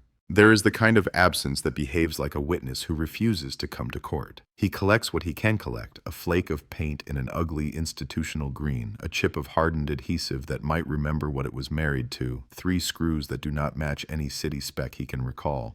He pockets none of it. He bags everything like a priest conserving relics of a Saint Nobody's church canonized. When he stands, his head kisses a beam. The beam is new comparatively. It has a stamped code. He photographs it and feels the slow satisfaction of bureaucracy turning cannibal. Codes mean suppliers. Suppliers mean invoices. Invoices mean names. And names are the only ghosts that can be subpoenaed. Back on the street, the crew seals the scars as if the city had a face it would prefer the mirror not to mention. The chief doesn't ask what he found. The chief looks at his hands instead because hands tell better stories than mouths in rooms like this. "You're going to make them angry," he says. The detective nods because anger is a currency, and he intends to spend it carefully. By morning, the hatch will wear fresh mortar and an alibi of daylight. By morning, he will have video and photos and 3 screws that do not belong to anyone with a public phone number. He sleeps badly. He dreams of elevators that go sideways. He dreams of Richter folding a map until the truth disappears in the crease. He dreams of Mara at the edge of a floor panel, not stepping back, not stepping forward, held in that last instant of possibility that becomes the definition of a life when everything after it is taken. He wakes to an inbox full of sharp questions that pretend to be soft. The prosecutor wants assurances he cannot give. The commissioner wants deniability he refuses to manufacture. A journalist has learned the phrase anchor bolts and wields it like a souvenir club. He answers none of them directly. He answers with the patience of a man playing chess against humidity. The lab calls first. The ugly green paint belongs to a brand used in portable security partitions sold to municipalities and museums during temporary exhibitions and high-risk renovations. Think crowd corrals. Think pop-up walls with an appetite for obedience. The adhesive is industrial. It loved metal once, intimately. The screws are keyed to a proprietary system that went out of production in 2002, a detail so delicious he almost laughs. He asks who sold those partitions to Berlin in late 1999. A warehouse archivist produces a scan of an order form with a neat hand in block capitals, Richter Consult. He hears faintly a lit fuse sizzle. He doesn't go to Richter. He goes to the person who made Richter possible. You learn in this job that some people are nouns and others are prepositions. The prepositions make the city flow. He finds an assistant from the old days who never learned to retire properly because spreadsheets miss her when she leaves. She sits in a small office with a view of a large wall and guards a shelf of binders like votive candles. "I can't give you these," she says, and then gives him exactly what he needs because she knows why you keep receipts, to win arguments with the future. In a binder labeled Temporary Structures, late 1999, there is a sequence that unfolds like a magic trick explained very slowly. The kiosk order, the partition rental, the after-hours access stickers for a team of 3 with names now familiar, Baum, Eichrens, and 1 unfamiliar, an itinerant installer subcontracted through a firm with a name so generic it might be a joke, Solutions Plus. The installer signs a separate form that declares he will remove all equipment without leaving a trace. He is paid in cash. The line item is coded eyesore mitigation. He finds the installer in a neighborhood that hasn't learned to be fashionable. The man's hair is now the color of the paper he once signed. His hands have the geometry of a life spent turning fasteners until they believe. He recognizes the detective as a type, the type that makes work heavy. At first he denies everything because denial is muscle memory. Then the detective produces a photocopy of the install order with the neat block letters, and the man's shoulders unspool just a little, not from guilt, but from something like relief.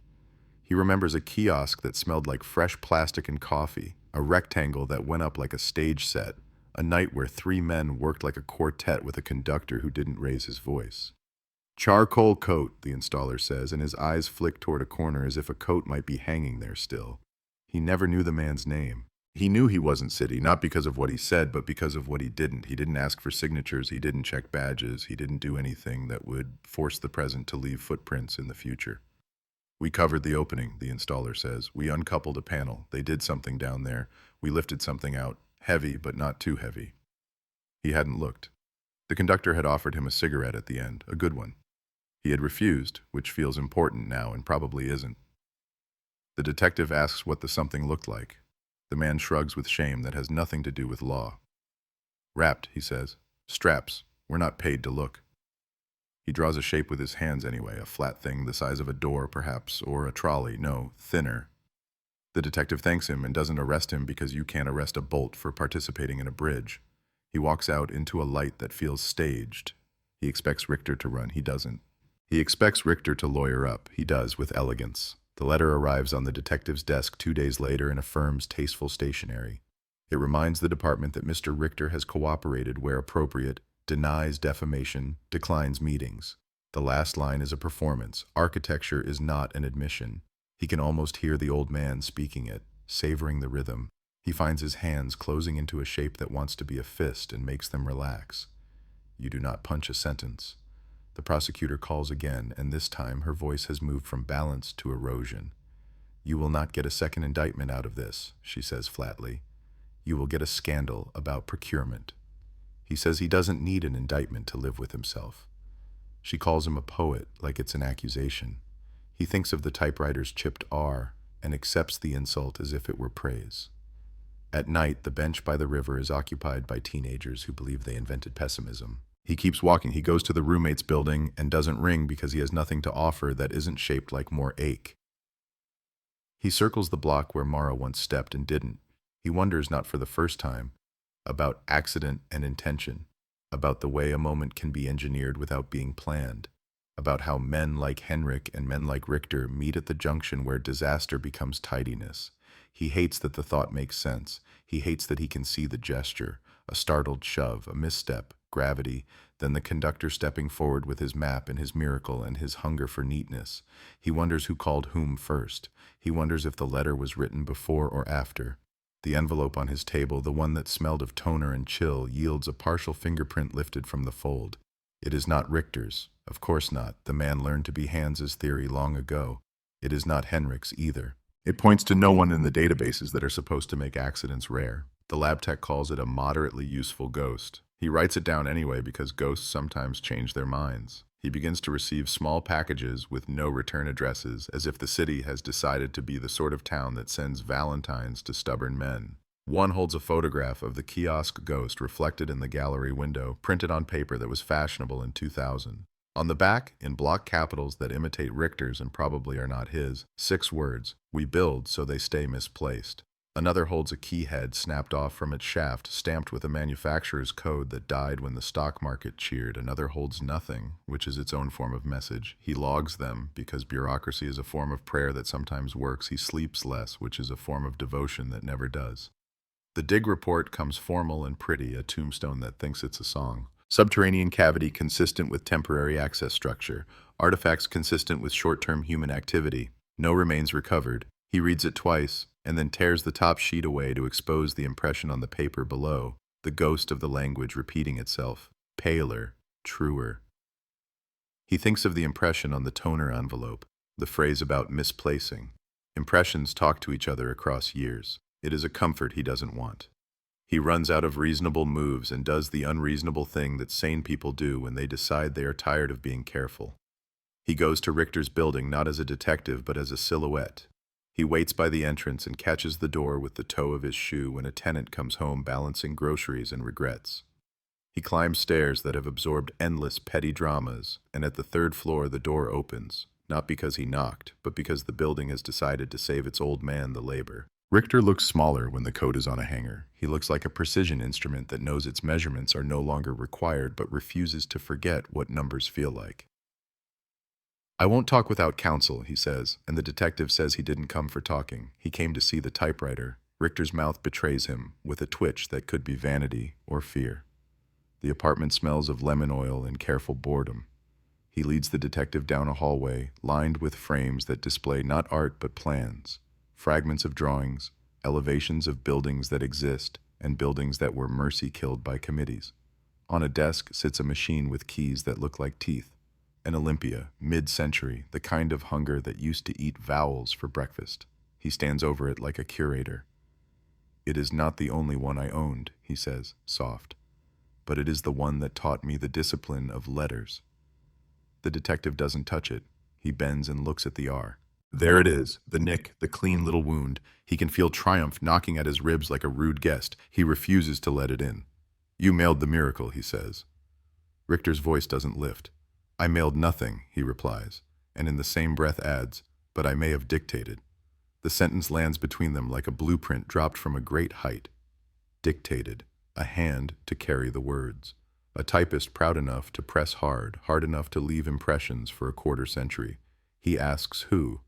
Richter smiles the way bad weather does on a good day. "I don't remember men by their names," he says, "only by what they build." It is not a confession. It is not enough. It is a window that has decided to be a mirror when you need it to be a door. He stands anyway and feels the room tilt a degree. "We dug," he says, "because sometimes you hurt people on purpose to see what bleeds. We found where you lifted it."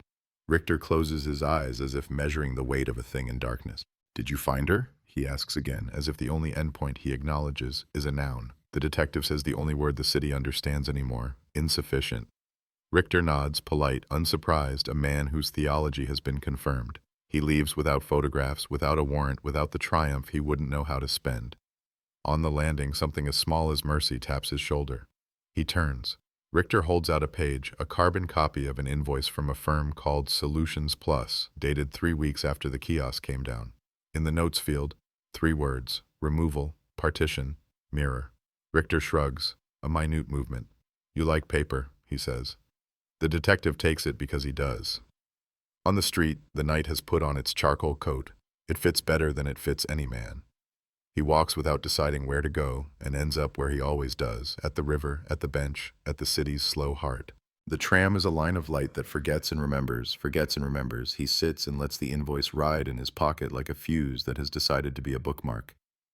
He imagines the partition with its ugly green skin. The mirror adhered to it so that to lift it was to lift an absence that reflected anything but itself. He imagines Mara in that reflection, not as a ghost, but as a question that chose not to be answered. He imagines opening a door that was never a door and stepping into a room built for the purpose of making the world look neat again.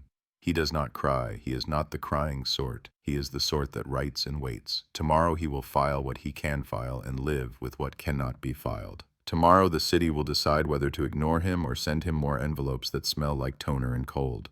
Tomorrow the headline will be the same, and the subhead will tighten its language the way life tightens its belt. Tonight he listens to the water and the rails and the teenagers learning to be bored, and he practices the only moral architecture he believes in.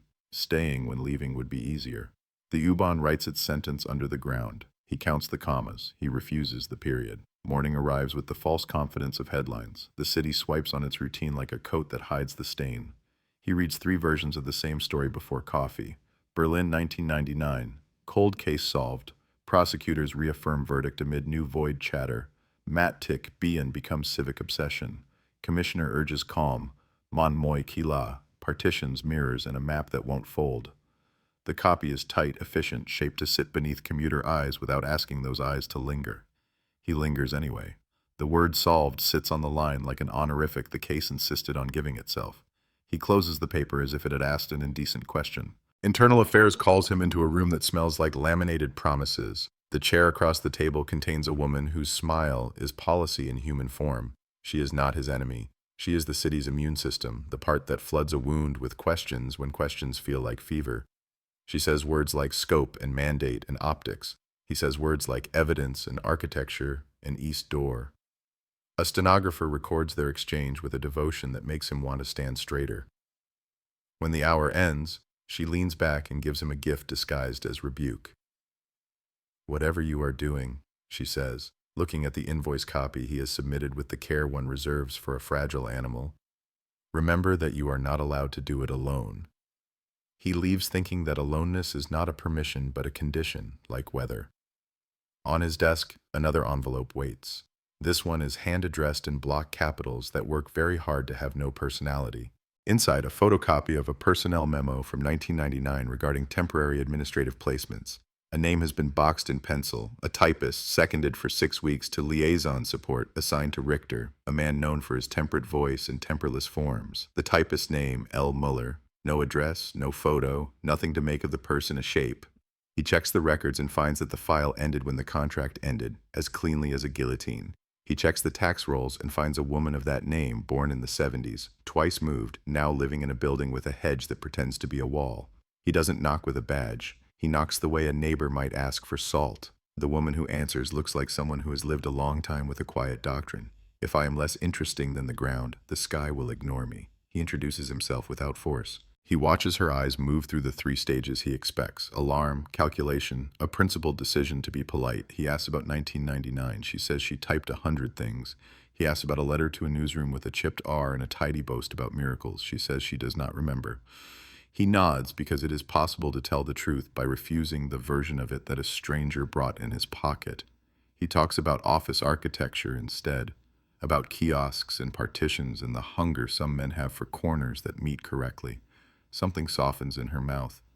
He liked the sound, she says quietly, of keys. He would dictate and then we would listen together to the letters landing. He liked words that could be arranged like furniture. She laughs once, stripped of joy. He hated adjectives. He asks whether she kept anything from those days. A carbon copy, a draft, a ribbon that remembers a sentence. She looks past him to a cupboard that looks past her to a life she didn't plan. "There is a box," she says, "but it is not for police." He says he is a man who collects ghosts. She studies his shoes, the unglamorous loyalty of their wear. "It has no answers," she warns. He says he will take a map. The box is too light to be a solution and heavy enough to ruin an afternoon. Back at his table, he opens it the way a surgeon opens a chest. No theatrics, just care learned the hard, unshowy way. Inside, carbons from forms that never mattered, notices about coffee machines, memos about office plants punished by air conditioning. At the bottom, a carbon that has the right weight, the right pale blue breath. He lifts it like a wafer. The first line is intact. She asked for a miracle. The next words smear into a fog of pressure and time, but the map is there in the faint negative, the chipped R, the tilted E, the way the A bites the line. He does not feel triumph, he feels grief doing push-ups. He takes the carbon to the lab. The tech holds it with gloved reverence and says she can tease letters out of the smudge, but it will cost time and patience and heat and a little luck. He signs a form that allows the past to be microwaved. He leaves without glancing back because wanting it makes it worse. On the way out, he puts his palm on the lab door and tells himself he is not praying. The commissioner calls. The line sounds like a throat cleared forever. "We are receiving inquiries about your inquiries," he says in a voice that could frost glass. "Keep your curiosity inside the lanes." He says his lane exists because a woman did not come out of a shadow 26 years ago. The commissioner says what powerful men who were not there always say: "We can't change the past." He doesn't say that he has seen men change the shape of the past until it fits their storage needs. He says thank you and hangs up. He pours coffee with the same extremism he applies to rest, not enough. The typist calls in the afternoon with a voice that has decided to bend without breaking. "There's something else," she says, not apologizing and not explaining. He once dictated a note about the kiosk. He said, "Temporary structures are amnesia." I wrote it because it sounded like the sort of sentence that would enjoy having itself seen. He asks if she kept it. She says she kept only the habit of not keeping. He thanks her anyway because gratitude can be a crowbar. By evening, the city has put on its neon makeup and the river stares back at the glassy buildings with the special tolerance of water for human vanity. He goes to see the retired foreman again, taking with him a bottle of something expensive enough to loosen memory, but not ethics. They sit at the bar that coached the first conversation. The foreman drinks with the expertise of a man who built things with his back and now builds time with his glass. "Tell me about the night the kiosk came down," the detective says, as if asking for a bedtime story from a grandfather who forgot how to lie to children. The foreman remembers 3 men and a conductor. He remembers a winch that hummed. He remembers a rectangle that lifted like it didn't want to but had promised to play along. He remembers the smell of adhesives and a hush like the city had put its hand up to tell the night to be quiet for 5 minutes so men could pretend to be gods. "Do you regret it?" the detective asks. Not because regret repairs anything, but because sometimes it builds a bridge across a gap that otherwise looks bottomless. The foreman looks at his hands, which hold a history of bolts and weather. "I regret that I learned how easy it is to help the world stay smooth," he says, and he means it. He walks home through a corridor of store windows displaying arrangements of objects that pretend to be lives. He thinks of rooms as morals, kiosks as sermons, partitions as short persuasive arguments. He thinks of Mara, always arriving at the moment before the shove, before the slip, before the men with the stanchions decided the story should be an ellipse. He thinks of Henrik's denial pressed flat under the weight of a toothbrush. He thinks of Richter's diction, easing letters into a shape that looks like an explanation and tastes like a dare. He arrives at his building and finds the lobby smelling of soap and someone else's dinner, a comfort he hates himself for accepting. The lab calls at 9:26 p.m. with a voice that has learned not to say congratulations because science does not trust joy. "We recovered faint impressions on the carbon from teeth of the type bars," she says, and a partial closing line that seems to have been typed, then erased on the original and left as pressure on the copy. He sits down without remembering to. "What line?" he asks, and the answer arrives like a stone wrapped in silk. It reads, "Door faces east. Do not waste time." The word door has the D corrected manually, striking over a faint O, as if someone started to write floor and changed their mind. He can feel the room tilt again. He asks for a scan. It arrives. The D is angry. The O underneath it is a whisper. He prints 2 copies and folds one into his wallet like a talisman made of failure. He sends a message to the prosecutor with the scan attached. The reply is a marathon in a single sentence. Compelling context, 0 chargeable crime without remains. He doesn't argue. He knows the law is not an insult but a geometry. He also knows someone chose a room so that the law would be left standing with its copybook virtue intact. He puts on his coat again and leaves without telling himself why. The bench is occupied by rain. He sits anyway. Across the river, a window glows in a way that suggests a person inside is making a decision they will have to live with. He remembers Richter's careful hand smoothing the air. He remembers the typist's laughter without joy. He imagines calling the old man, laying the lab scan on the line between them like bait. He doesn't. He waits instead because waiting has become his only honest craft. The call that comes is not from Richter. It is from a number that returns no name. The voice is a man's, smoked down, the consonants arranged in the pattern of a person who taught himself not to be noticed by vowels. "You like East doors," the voice says, amiably as a shoe salesman. He says he likes truth. The voice says truth is a poor, load-bearing wall. "The woman," the voice continues, "did not go missing the way you imagine. She went missing the way all of us do, by inches. You will not like the inch where your crusade runs out of stairs." He asks where the voice stood that night. The voice laughs a student laugh, falsely young. "I was not alive yet," it says, which is a lie shaped like a riddle. The line dies. He saves the number because not saving it would be a superstition, and he is trying to be an adult. After midnight, sleep stays outside like weather he chose to ignore. He opens his drawer and takes out the map he isn't supposed to have drawn. He adds the typist, draws a line from her to the typewriter to the letter to the newsroom to the headline that taught the city to say solved and then to shrug when the consonants didn't fit right in the mouth. He adds the lab note, door faces east, and underlines the choice of D over O as if pressed over, corrected. D for door, O for floor, the whole unsaid argument laid out in a single character. He adds the anonymous voice to the margin and draws no line from it to anything because some things should be forced to stand by themselves. He visits the roommate the next day to return the poster he had borrowed under pretense of copying. The tape scars on the corners are like healed wounds you can forecast weather with. She invites him in and makes tea like an apology to time. He tells her about the dig in words that choose their room wisely. He tells her about the paint and the partitions and the east door as if reciting an inventory of a museum that may or may not exist. He does not tell her about Richter's typewriter because he has become stingy with symbols. She listens, eyes steady, listening as if she is counting each nail in a coffin she refuses to accept as hers. When he is done, she says the only sentence in the world anyone should be permitted to say in rooms like this. Do you think she was afraid? He wants to lie. He wants to tell the truth. He takes the hallway between them. I think she was brave, he says softly, and it costs him more than a paycheck. The roommate nods like someone agreeing to leave a light on. Internal Affairs invites him back. The smile has been replaced by a frown shaped like responsibility. They ask where the invoice came from. He tells them. They ask whether he coerced the typist. He says he brought only patience. They ask whether he understands what he is about to learn if he keeps going. He says he understands nothing and wants to keep it that way.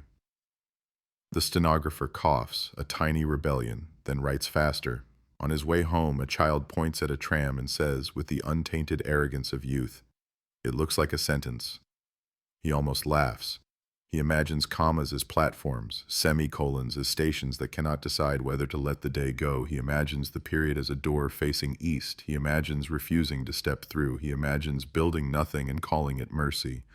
Evening again, and this time he does go to Richter's bench because some conversations prefer to be held where the river can listen. The old man is there with his lemon oil smell echoed by the coat's suggestion of discipline. He does not look surprised. "You found the typist," Richter says, and it is not a question. He sits without being invited because sometimes the only power you have is bad manners. He lays the lab scan on the wood like a priest laying down an icon, not to be worshipped, but to be acknowledged. Richter peers. The R picks a fight with the line. The D hides the O like a sin. The old man breathes out, and if breath could smirk, this one would. "Is this the part," the detective asks, "where you tell me why?" Richter's eyes crease at the corners, the architecture of a smile that forgot to spend itself. "No," he says, and turns his head to watch a cyclist steal a red light. "This is the part where we agree on vocabulary. You are trying to build a case. I am trying to preserve a city." The detective hears the echoes. Preserve, reserve, reserve the right.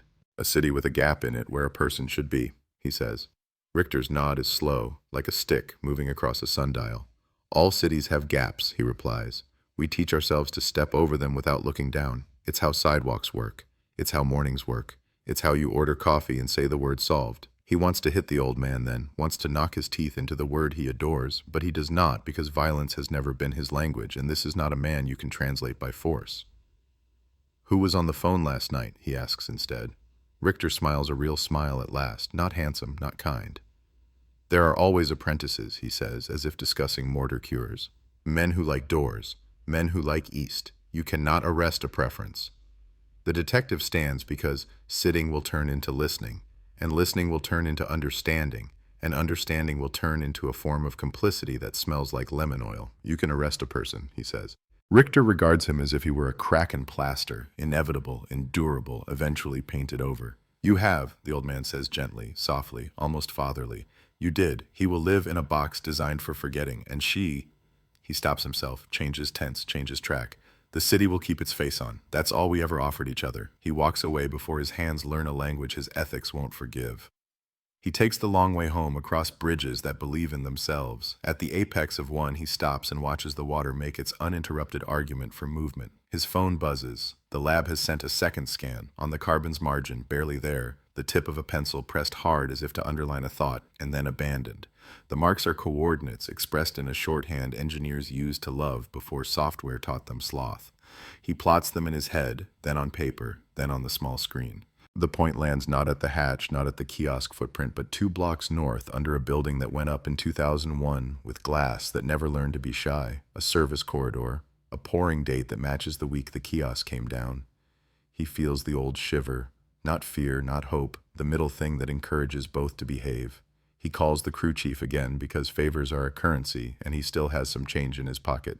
"Tomorrow," the chief says, "before the tenants wake up." He says he will bring coffee. He thinks absurdly about bringing pastries, as if sugar were a talisman against the city's appetite for neatness. He thinks of the roommate and the poster and the way tape leaves a square of cleaner paint when you tear it away. He thinks of the typist writing Miracle because a man liked the sound.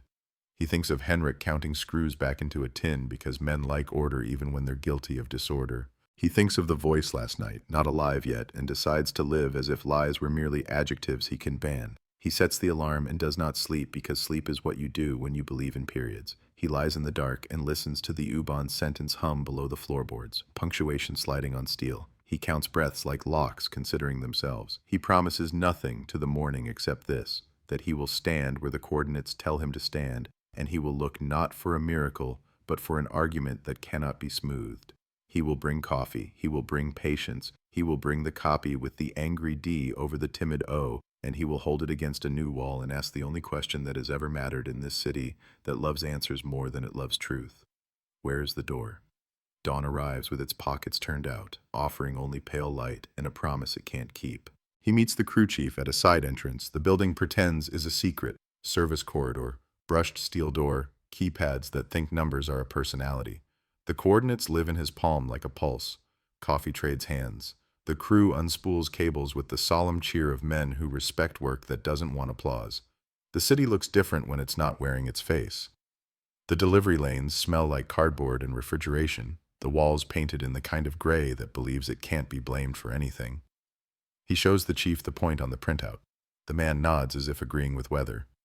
"We can make it sing," he says, and rolls the scanner along the seam where concrete meets the lie that concrete is forever. There it is. The screen murmurs in topographies, a void, precise like an insult, not large, not generous, enough to be a room if the people inside agreed to be less than themselves. The crew marks the outline with tape, and the tape looks like a blueprint that finally got tired of being patient. "We'll need a core drill," the chief says softly, as if asking the ground for permission. The detective hears his own voice say yes. Hears it like a man discovering what he sounds like when he is not pretending moderation is a virtue. They set the drill with a delicacy that makes a lie of its brutality. The bit bites. The concrete answers in dust and a smell like warmed stone. He thinks of mornings in basements where the only clock is a humming light. He doesn't let himself think of bones. Half a meter down, the sound changes. A thinned note, the instrument finding air. They pause. The chief checks the hole with a snake camera, a metal serpent that has learned to be unafraid of darkness. The feed spills gray and geometry, smooth lining, a seam, the mean little corners of a space that believes in economy. The lens finds a floor. The floor finds it back with a reflection where a camera shouldn't be reflected, unless it's inside a mirror that thinks it's a door. The chief whistles without music. "Pretty work," he says, meaning ugly. The lens skates across a shape dusted with the city's breath, a compact rectangle, chrome edge dulled by years. He taps a key. The lens noses closer, a hinge, the ghost of a starburst enamel.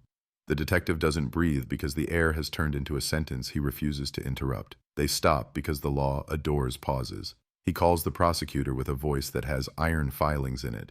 "We have a sealed cavity," he says, reciting the calm, "possible personal effects." There is a silence in which he can hear the inner workings of a bureaucrat's mourning. "Do not compromise anything," she says, a phrase that functions in this context as both threat and prayer. He says the crew will cut a square big enough for a human to pass without improvising. She says she will send the people with kits and reverence. He puts the phone away like a weapon he can't trust his hands with. They cut. The concrete yields neat slices because neatness was always the tempo of this crime. The plate comes away on suction cups with the grace of a stagehand who has rehearsed too many times. Cold air bleeds out. The cavity is not a room so much as an argument for containment. One long panel set upright like a false wall, a second one parallel, the space between them just wider than necessity, mirrored skins facing each other so that anyone inside became endless. An infinity box designed by a moralist who wanted the world to reflect itself and come up short. The detective leans over the new throat of the building and stares into the corridor of reflections. He sees his own face gaunt in duplicate, the crew behind him multiplied into a chorus of witness. He can imagine a person standing in there and being turned into a procession that never arrives. Evidence techs arrive mid-breath, gloved, masked, their movements so careful they look choreographed.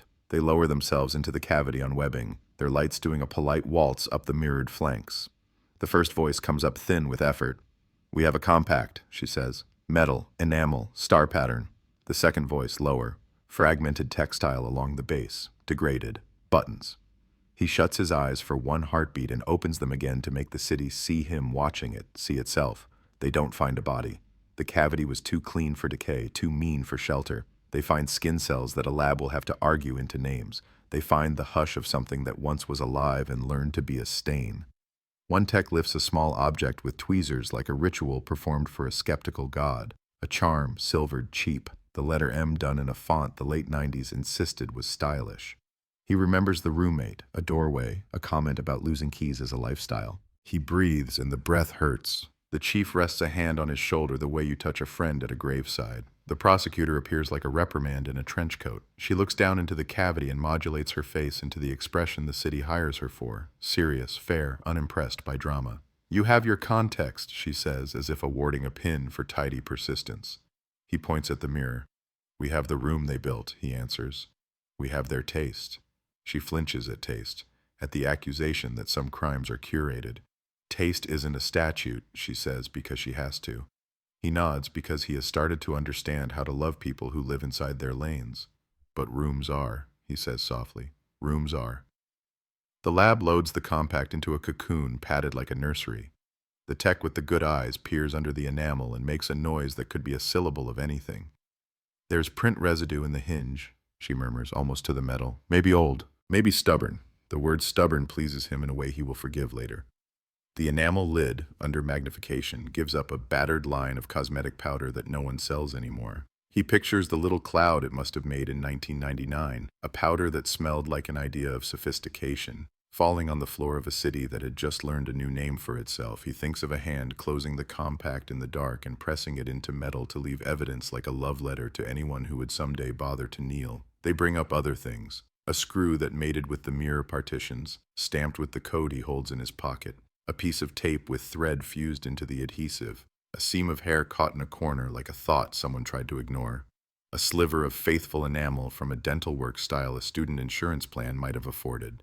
Items small enough that no headline would bother to name them. Items heavy enough to break a man who chose words like solved. He steps back and lets the professionals complete their liturgy. Photograph, bag, log, breath, repeat. His phone tugs at his pocket. A message from Internal Affairs asking for status, your status, our status, the city's status. The word means nothing today. He writes back one word, ongoing, and puts the phone face down as if that could quiet the noise inside the walls. When he looks up, the mirror in the cavity is reflecting a shape at the far end, a glitch in symmetry, a void within the void. Hold, he says too loudly, and one of the techs stills like a bird that has been seen. The beam lands on the anomaly. It isn't absence, it's paper, pressed behind a bead of clear sealant, a strip folded into a seam, thin as a throat. The tech slides a scalpel under the bead and lifts the strip with the tender contempt experts reserve for arrogance. She passes it up. He opens it with hands that have learned to fail gently, typed. Block capitals, the chipped R nested like a signature inside the word mirror, a date stamped lightly in the corner from an old office hand stamp, APR 2000. The message is short, cold, and fast. Temporary structures are amnesia. Door faces east. Do not waste time. He can feel Richter's mouth in the line even if a typist wore the gilt on her fingertips. He can feel the kind of pride that believes hiding a sentence in a wall is art. He doesn't smile. He doesn't swear. He tucks the strip into an evidence sleeve and thinks of a man who loved typewriters because erasers leave ghosts. The day stretches until it snaps. They plate the hole back over with a brace, a promise to the building that normalcy is coming like weather. The chief promises to log the intrusion in the language of routine, inspection, preventative, scheduled, phrases that lay wallpaper over a bruise. The prosecutor shakes his hand in a way that feels like a truce negotiated by people who both lost. We will convene, she says. He hears her meaning. We will invite the city to argue with itself about what it can stand to know. He nods, because even civility can be a crowbar if wielded with stamina. He walks out into a noon that behaves like evening. The glass of the building shows him a tall man in a coat that belongs to the kind of weather that hasn't yet learned his name. Across the street, under a canopy designed to reinforce the lie that rain is an anomaly, a man in a charcoal coat watches without watching. He has the stance of a person who learned to arrange himself in portfolios in conference rooms. The detective crosses. The man doesn't move. Close enough now he can see the age in the other man's eyes, an arithmetic that counts power as years and years as trophies. You're late, the man says, and his voice is familiar in the way a tune from a bad commercial is familiar. He is not Richter, he is the voice from the phone, and he isn't young at all. You worked the kiosk, the detective says. The man rubs his thumb against forefinger, tiny, repetitive, the bored musician's ghost of a metronome. Work is such a vulgar word, he replies, with an amiable pity that calls itself sophistication. We donated coordination. The detective produces the typed strip like a badge. Temporary structures are amnesia, he reads, the words heavy now, not witty. The man's smile moves like a well-funded shadow. He loved that one, he says, with the gentle disloyalty of the loyal.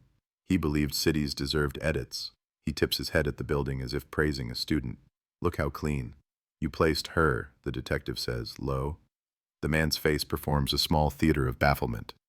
Placed? He echoes, rolling the vowel on his tongue. Inspector, we rehoused awkward facts. You placed a man in prison. We merely kept the wind from picking at a seam. The detective steps closer, enough to smell lemon and something medicinal under it. What did you do with her? The man's smile evaporates, leaving behind the well-scrubbed bones of a face that believes in itself. You keep talking like there was a her to be done with, he says, and for a second something ugly slips in his voice, a resentment at the messiness of nouns. There was an event, there was a problem to solve. We solved it. Now you propose to unsolve the neatest thing in this part of town. He wants to arrest the sentence that just came out of that mouth. He wants to drag grammar to court. Instead, he says, because he cannot stop asking questions that do not give him what he wants, why the mirror? The man looks genuinely pleased. Because men like Henrik look at themselves, he says, and because infinity is a graceful way to disorient a story. He lowers his voice, the conspirator trying on empathy. You think I'm a villain. I'm a janitor. I clean. I closed a door someone opened by mistake. He doesn't punch him. He pictures the report that would require and the stain it would make on the box labeled ethics. He says instead, you typed. The man inclines his head. Admission is performance. I typed, he says. He dictated. She took the copy. You keep waving like a flag. We all have our chores. The detective holds up the evidence sleeve as if the plastic could be a blade. This goes to file, he says. The man shrugs.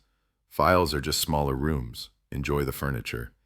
He steps back under the canopy and disappears not by moving but by letting the city rearrange itself around him. He stands there until a truck interrupts the possibility of staring a hole through glass. He goes to the roommate because a human is required now, not a room. She opens the door with worry-slow hands. He does not give her false nouns. He tells her they found nothing that a court will consent to call a body, and he tells her they found something she can hold without starving from hope. He shows her the charm in its bag, the cheap M, and watches her cover her mouth with a sound that isn't a sob or a laugh, but a docked animal recognizing its name. She hated that necklace, she says, and it breaks something gently in the air. She said it made her feel like a cartoon of herself. He says nothing, because there's nothing useful in the language he has left. She lets him hold the bag for one breath longer and then tells him to take it away. He does, and leaves with tea stains on his patience and a courage he didn't bring. Internal Affairs asks him to stop visiting civilians without a chaplain, without a public liaison, without the appropriate nouns. He says he will try. He doesn't. The prosecutor writes him a message that isn't quite a reprimand. We can assemble an addendum memo, post-verdict investigative context, non-corporeal fines. He writes back, write it, let it exist. She replies, existing is not the same as changing anything. He types, it is the first step, then deletes it, because he has grown wary of lines that sound engraved. Night, bench, river, the invisible parade of trains below wheedles the rails into song. He lays out his menagerie of paper, the overlay of corners kissing, the invoice with solutions, plus written like a punchline to a long joke, the typed strip with the chipped R, the lab scan with the D standing on the O's shoulders. The wind tries to take the edges. He holds them down with his palms as if steadying a patient. A cyclist passes and mutters a compliment to the river. He thinks how cities practice miracles every day, strangers moving past strangers without desire for violence, and how a handful of men exploited that miracle to build a polite void. His phone buzzes on the bench wood, unknown again, as if anonymity were a virtue. He answers because habits are scaffolding. You found the corridor, the voice says, lighter now, teasing student again like a stain you can't scrub out of cloth. The corridor found me, he says. A soft laugh. You sound pleased. He says he sounds awake. The voice's tone drops one floor. Don't open anymore, it advises. Exasperation now, the real age showing through. You'll hurt people who aren't built to be hurt. He hears a lesson inside the threat, that some doors exist to defend the city from itself, and some men adopt that as a catechism. Tell me something true, he says suddenly, surprising himself. The line is quiet long enough to learn to enjoy it. Then, he cried, the voice says with bitter wonder. When we sealed it, he cried a little. Not for her, for the seam. The line dies. He puts the phone down gently like it contains a small injured animal. He sleeps only in fractions. A memory wakes him. Richter's hand smoothing air over an invisible wrinkle, the way that gesture declared ownership over the untidy. He decides he will go one more place. He goes at 9 because 9 feels less like trespass. The door opens at the third ring. The apartment smells of lemon and exhaustion. "If you have come for confession," Richter says, "you are late." He shakes his head. "I've come for vocabulary." The old man laughs. Delighted, genuine, terrible. "At last," he says. They sit at a small table that has seen fewer meals than decisions. He places the type strip on the wood between them. Richter holds it as if it were one of the medals he pretends not to want. "He cried," the detective says.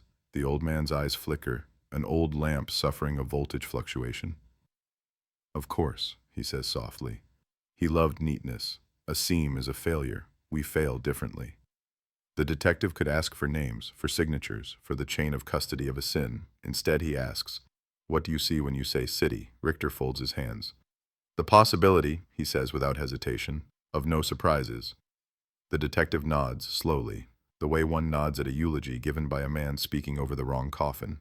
"And when you say solved," the old man lets his mouth consider an answer and then denies it the pleasure. "A room where no one remembers the door," he says at last. The detective stands. "I'm going to remember," he replies, quietly furious, not at the old man, but at the sentence that would prefer a period where he insists on commas. "And I'm going to teach other people to remember." He leaves before the room can make him polite. On the stairs, he passes a young man with a neat coat and a clipboard and a face that has learned to be adjacent to power. "An apprentice," the river whisper says. He thinks about shoving him into a wall, not to hurt him, but to gesture at the wall's complicity. He does not. He descends. He exits into light that feels like a lie trying to be sincere. By afternoon, the memo exists. The prosecutor sends it across with a mechanical sigh. Post-verdict investigative context. Evidentiary materials recovered. No remains. It includes photographs of the mirror corridor that look like art shot by someone who hates the subject. It includes a sentence she leaves in, against her better judgment. The architecture of concealment appears deliberate and aesthetically consistent with prior temporary structures. He thanks her. She writes, "Don't thank me. I don't even like adjectives." The story leaks because that is what stories do when they come up against rooms that mistake themselves for endings. A paper runs a careful piece with legal at its elbow. Mirror room discovered in 2001. Building, echoes of 99 cold case. Comments perform their choreography. Outrage, fatigue, expertise, superstition. Someone posts a grainy scan of the temporary structures are amnesia strip. Others post mirrors from their own hallways, a weird public joke that makes him queasy. He stops reading. He goes outside. He stands where the kiosk once told pedestrians where to line up, and he does not move, as if being a piece of street furniture could teach him patience without eroding him into a pedestal. The roommate meets him there because she has learned his bad habits well enough to find him inside them. She says nothing. He holds out nothing. They stand together the way people stand together at graves they know are empty. She speaks first, a simple sentence made heroic by restraint. "Thank you for not letting it close." He wants to say he didn't open it. He only refused to pretend it was never there. He nods instead. She reaches into her pocket and hands him something small, a keychain with no keys, a red thread looped through the metal, the color of a scarf he has imagined in winter air 1,000 times. "Keep it," she says. "Or just carry it until you leave it somewhere." She would have liked that.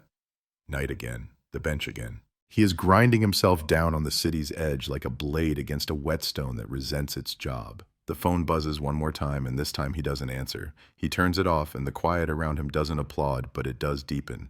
He thinks of the mirror corridor under the building, of his own face in infinite retreat, of the line that warned, "Do not waste time." He thinks of the odd little mercy in that sentence, the insistence that, despite the city's appetite for neatness, someone knew there were hours to be saved. He doesn't believe in absolution. He believes in work. Tomorrow he will go back for the last pieces. The adhesive analysis, the print from the hinge, the lab's attempt to harvest names out of hair. Tomorrow he will file his report with verbs that don't preen.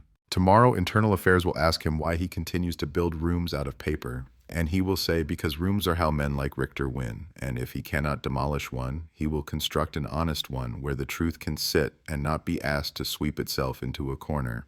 He will drink bad coffee and refuse to learn how to spell closure in the city's dialect. He will tell the story again to anyone who asks. He will stand at the east door when the morning arrives, and if no one opens it, he will at least keep it in view. The U-Bahn writes its sentence under the ground. He reads it out loud. He saves his breath for the comma that comes next. Morning stumbles in late, the city already mid-sentence, the rails below his apartment humming like a throat clearing for the day's argument. The lab calls before coffee, voice bright with the discipline of people who live inside microscopes. The compact's hinge gives up a partial that isn't a fingerprint so much as a weather pattern, worn metal, skin oil baked into brass, a whirl too faint to convince a jury and too familiar to let him breathe easy. Probability suggests female, small ridge flow, the text says, which is science for maybe. The hair sliver from the mirror seam exhales a lineage the lab translates into a note pinned to the case. Markers consistent with Mediterranean maternal ancestry. The roommate once mentioned Mara's mother was from Lisbon. A hint, a corridor, not a door. He thanks them the way you thank a tide for its schedule. Internal Affairs wants him at 9. The room is cooler than the corridor outside, as if air conditioning were a form of tone policing. The stenographer's keys patter like rain. He places the evidence sleeves on the table without drama. The type strip with the chipped R, the scan with the D crushing the O, the photograph of the mirror corridor swallowing itself. The chair with the policy smile is gone. In her place sits a man who looks like a budget meeting that escaped its cage. He asks if the detective understands the distinction between narrative and negligence. The detective says he understands the difference between a room and a grave. The man folds his hands into a steeple that doesn't worship anything. You have created public panic, he says. I have created public memory, the detective answers. He leaves with the small win of not being suspended and the larger loss of understanding exactly how hard the city tries to sand down its splinters. The prosecutor meets him in a hallway where fluorescent lights do their quiet surgery on complexions. We'll convene a review, she says, which is a civic way of promising friction. No charges, she adds, and he nods because his job has stopped being about verbs that fit in indictments. We can't exhume architecture, she says softer, then catches herself as if she'd offered something tender by mistake. He tells her about the hinge print, the hair's shy hint, the enameled chip that knows the price range a student could stand. She nods again, then says the sentence he has started to respect her for. Put it on paper. Paper is uncomfortable furniture. He will sit people in it. He stops by the typist's building with a grocery bag that contains bread and apology. L. Mueller opens the door like someone expecting a utility meter reader. He thanks her without asking for anything new. She pours tea into cups that remember better years and tells him a story she did not think was hers to tell. He brought in a little mirror, she says quietly, hands cupped as if still holding it. Not the compact, a plate. He said he liked seeing the words twice while he dictated to check their balance. She laughs once, a noise with corners. He believed sentences had weight that could be calibrated. He thinks of the mirror corridor and feels the nastiest kind of accuracy when metaphor turns out to be literal. Do you regret typing it? He asks. She looks at the window as if it is deciding for her. I regret that I was good at it, she says. By noon, the city has done what cities do when a scab is pried up. It bleeds opinions. Talk radio finds adjectives. A councilwoman demands hearings. A developer posts a statement about legacy infrastructure that did not anticipate modern sensitivities. A columnist writes with elegant fatigue about our era's appetite for outrage. He skims and closes and breathes because none of it brings a person back or makes a hinge print become a name. He walks instead to the building with the mirror corridor under its feet and stands on the sidewalk like a man taking the city's pulse with his shoe. Tenants move past with faces built for errands. A janitor guides a cart with the authority of a captain on a narrow sea. The world continues, it always does. That is both the sin and the mercy. The roommate calls with a voice that has learned how to hold itself together without becoming brittle. The charm with the M has become an argument inside her house, hope versus cruelty, and she asks him gently to keep it for now. It makes the fridge too loud, she says, and he understands more than she meant to give. He places the little bag on his desk where the afternoon sun turns the cheap metal into a flare that misbehaves against his wall. He thinks of the red thread keychain she gave him, the loop like a sentence that refuses to be knotted off. He screws it onto his own keys and tells himself the superstition is allowed. At 3, a public hearing learns how to pretend it was meant to happen. A dais of officials faces a gallery of citizens who have been disappointed before and are prepared to do it again efficiently. He's there because he was told to be there. Richter is there because he cannot resist rooms in which words shape outcomes. The apprentice, the voice from the phone made flesh of charcoal and smirk, sits 2 rows back with a notebook that will never become evidence. The foreman in his barstool clothes occupies a seat near the aisle, as if keeping an exit in mind is a moral position. The typist does not come. The roommate does, and sits like a promise that she will not faint for anyone's convenience. The chair calls the meeting to order with a gavel that would rather be a stamp. The detective gives his summary in the most morally colorless language he can find: structures, access, void, artifacts, genetics. He refuses adjectives because adjectives have been weapons on both sides. He places the typed strip under a document camera so the chipped R can be a public event. He states without triumph that the mirror corridor existed, that it was crafted with attention bordering on affection, that it served to remove something and then to reflect nothing forever. He says the word amnesia and lets it sit in the microphone so it can choose whom to offend. Richter speaks as a concerned citizen, which is a stage role he wrote for himself decades ago. He praises the city's capacity for recuperation. He speaks of the anxiety of the late 90s, of reunification's mess, of the noble desire to guide foot traffic. He turns temporary into a hymn. He smiles at the mirror photographs the way a connoisseur smiles at a forgery that flatters his eye. Architecture, he says in the tone people use to speak the names of their gods, is our shared story about what we deserve to forget. The room does the thing rooms do when language suddenly behaves like handcuffs. It holds very still. The councilwoman, who still believes in nouns that matter, interrupts him with the only word that can pry rooms open. Who? For a second, the old man's face loses its calibration. He performs helplessness with sophistication. The apprentice scribbles without writing. The detective watches the room remember that polite theory can be bloodless violence. He speaks out of turn, against protocol, because protocol is a polite corridor too. He says the names he can: Henrik Ahrens, Johannes Richter, J. Baum, who is Ash and therefore immune, Solutions Plus, untraceable installers, liaison offices that hired language to clean up action. He does not accuse, he lists. Lists are hammers disguised as music. The hearing ends in the civic nonsense of next steps.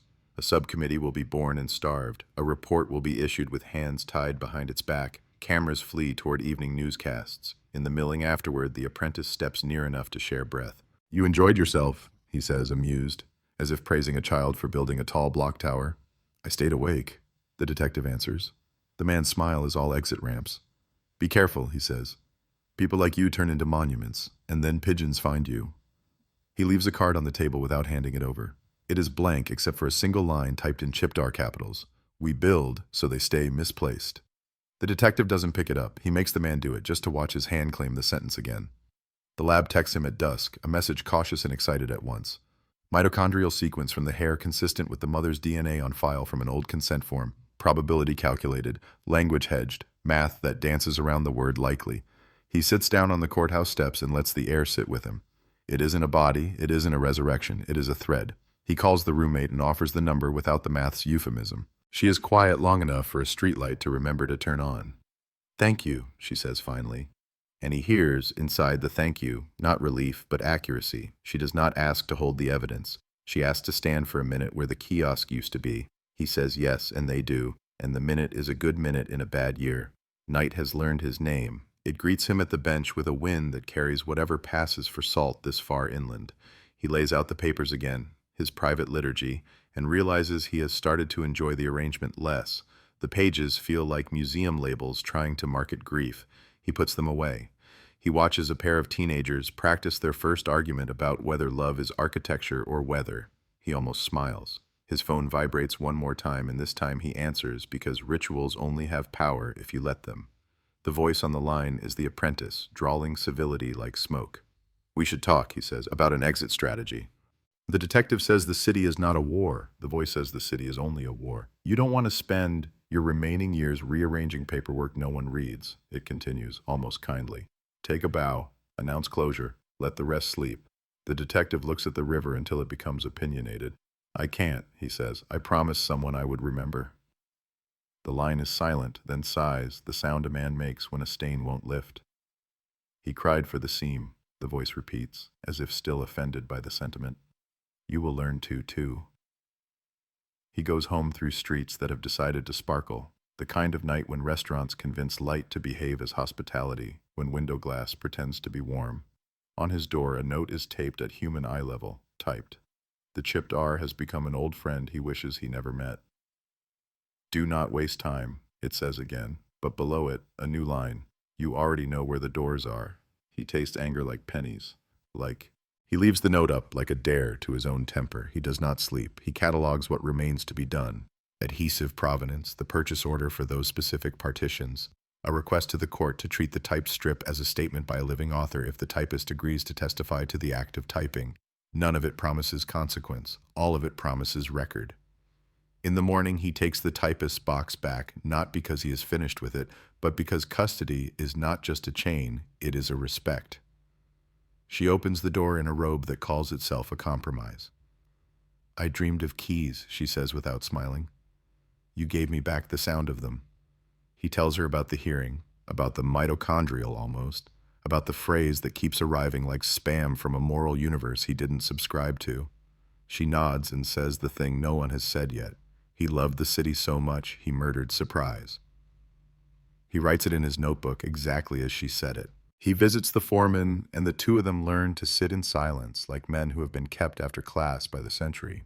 I signed a paper back then, the foreman says at last, hands flat on the bar. A non-disclosure. It felt like a receipt for a crime I didn't understand how to name. The detective asks if he will tear it. The man shrugs the shrug of someone who can lift concrete but not a clause. It's probably expired, he says. Everything does. He signs a supplemental statement anyway, printing his name like a man building something basics can respect. At noon, he returns to the building with the mirror corridor, not as a detective but as a pilgrim. The service door is locked, as it should be. He stands by the loading bay and reads the concrete the way a farmer reads sky. A delivery driver asks if he needs help, and he almost says yes. He doesn't. He writes a line in his notebook.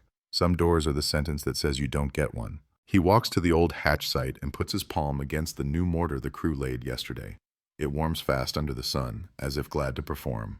I see you, he tells it, quietly enough to avoid becoming a spectacle. The commissioner calls to ask for an outcome he can announce without swallowing pride sideways. The detective says the word addendum again. He says the phrase architecture of concealment and hears how theatrical it sounds and says it anyway.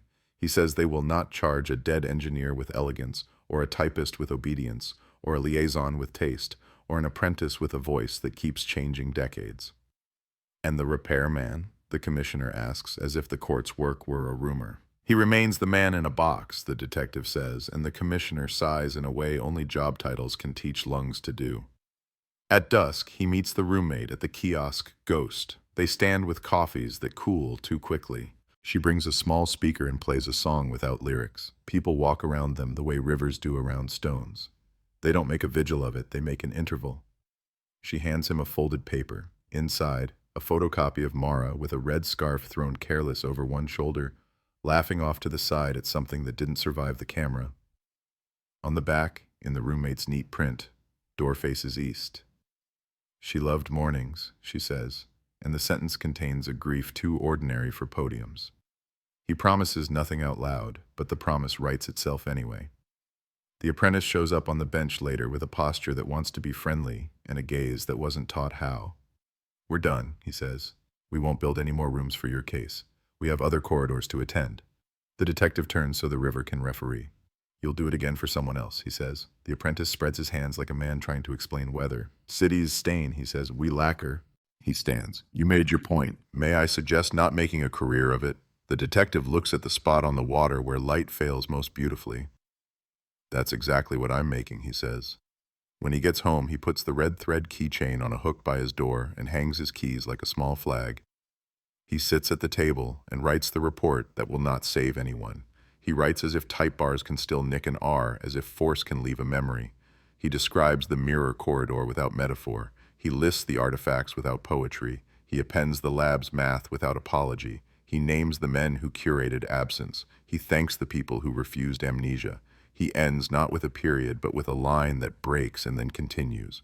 The door faced east. We did not waste time. He closes the file and prints 2 copies because paper is his superstition now. He slides one under Internal Affairs' locked office door like a guilty Valentine. He keeps the other. He goes to the window and watches the U-Bahn carve its claws beneath his feet. He says the names he can say out loud and lets them belong to the room for a while. He turns off the light and leaves the hallway lamp on because the dark is still his best witness. Because sentences need contrast to be read. Because some nights the only moral architecture left is the refusal to end.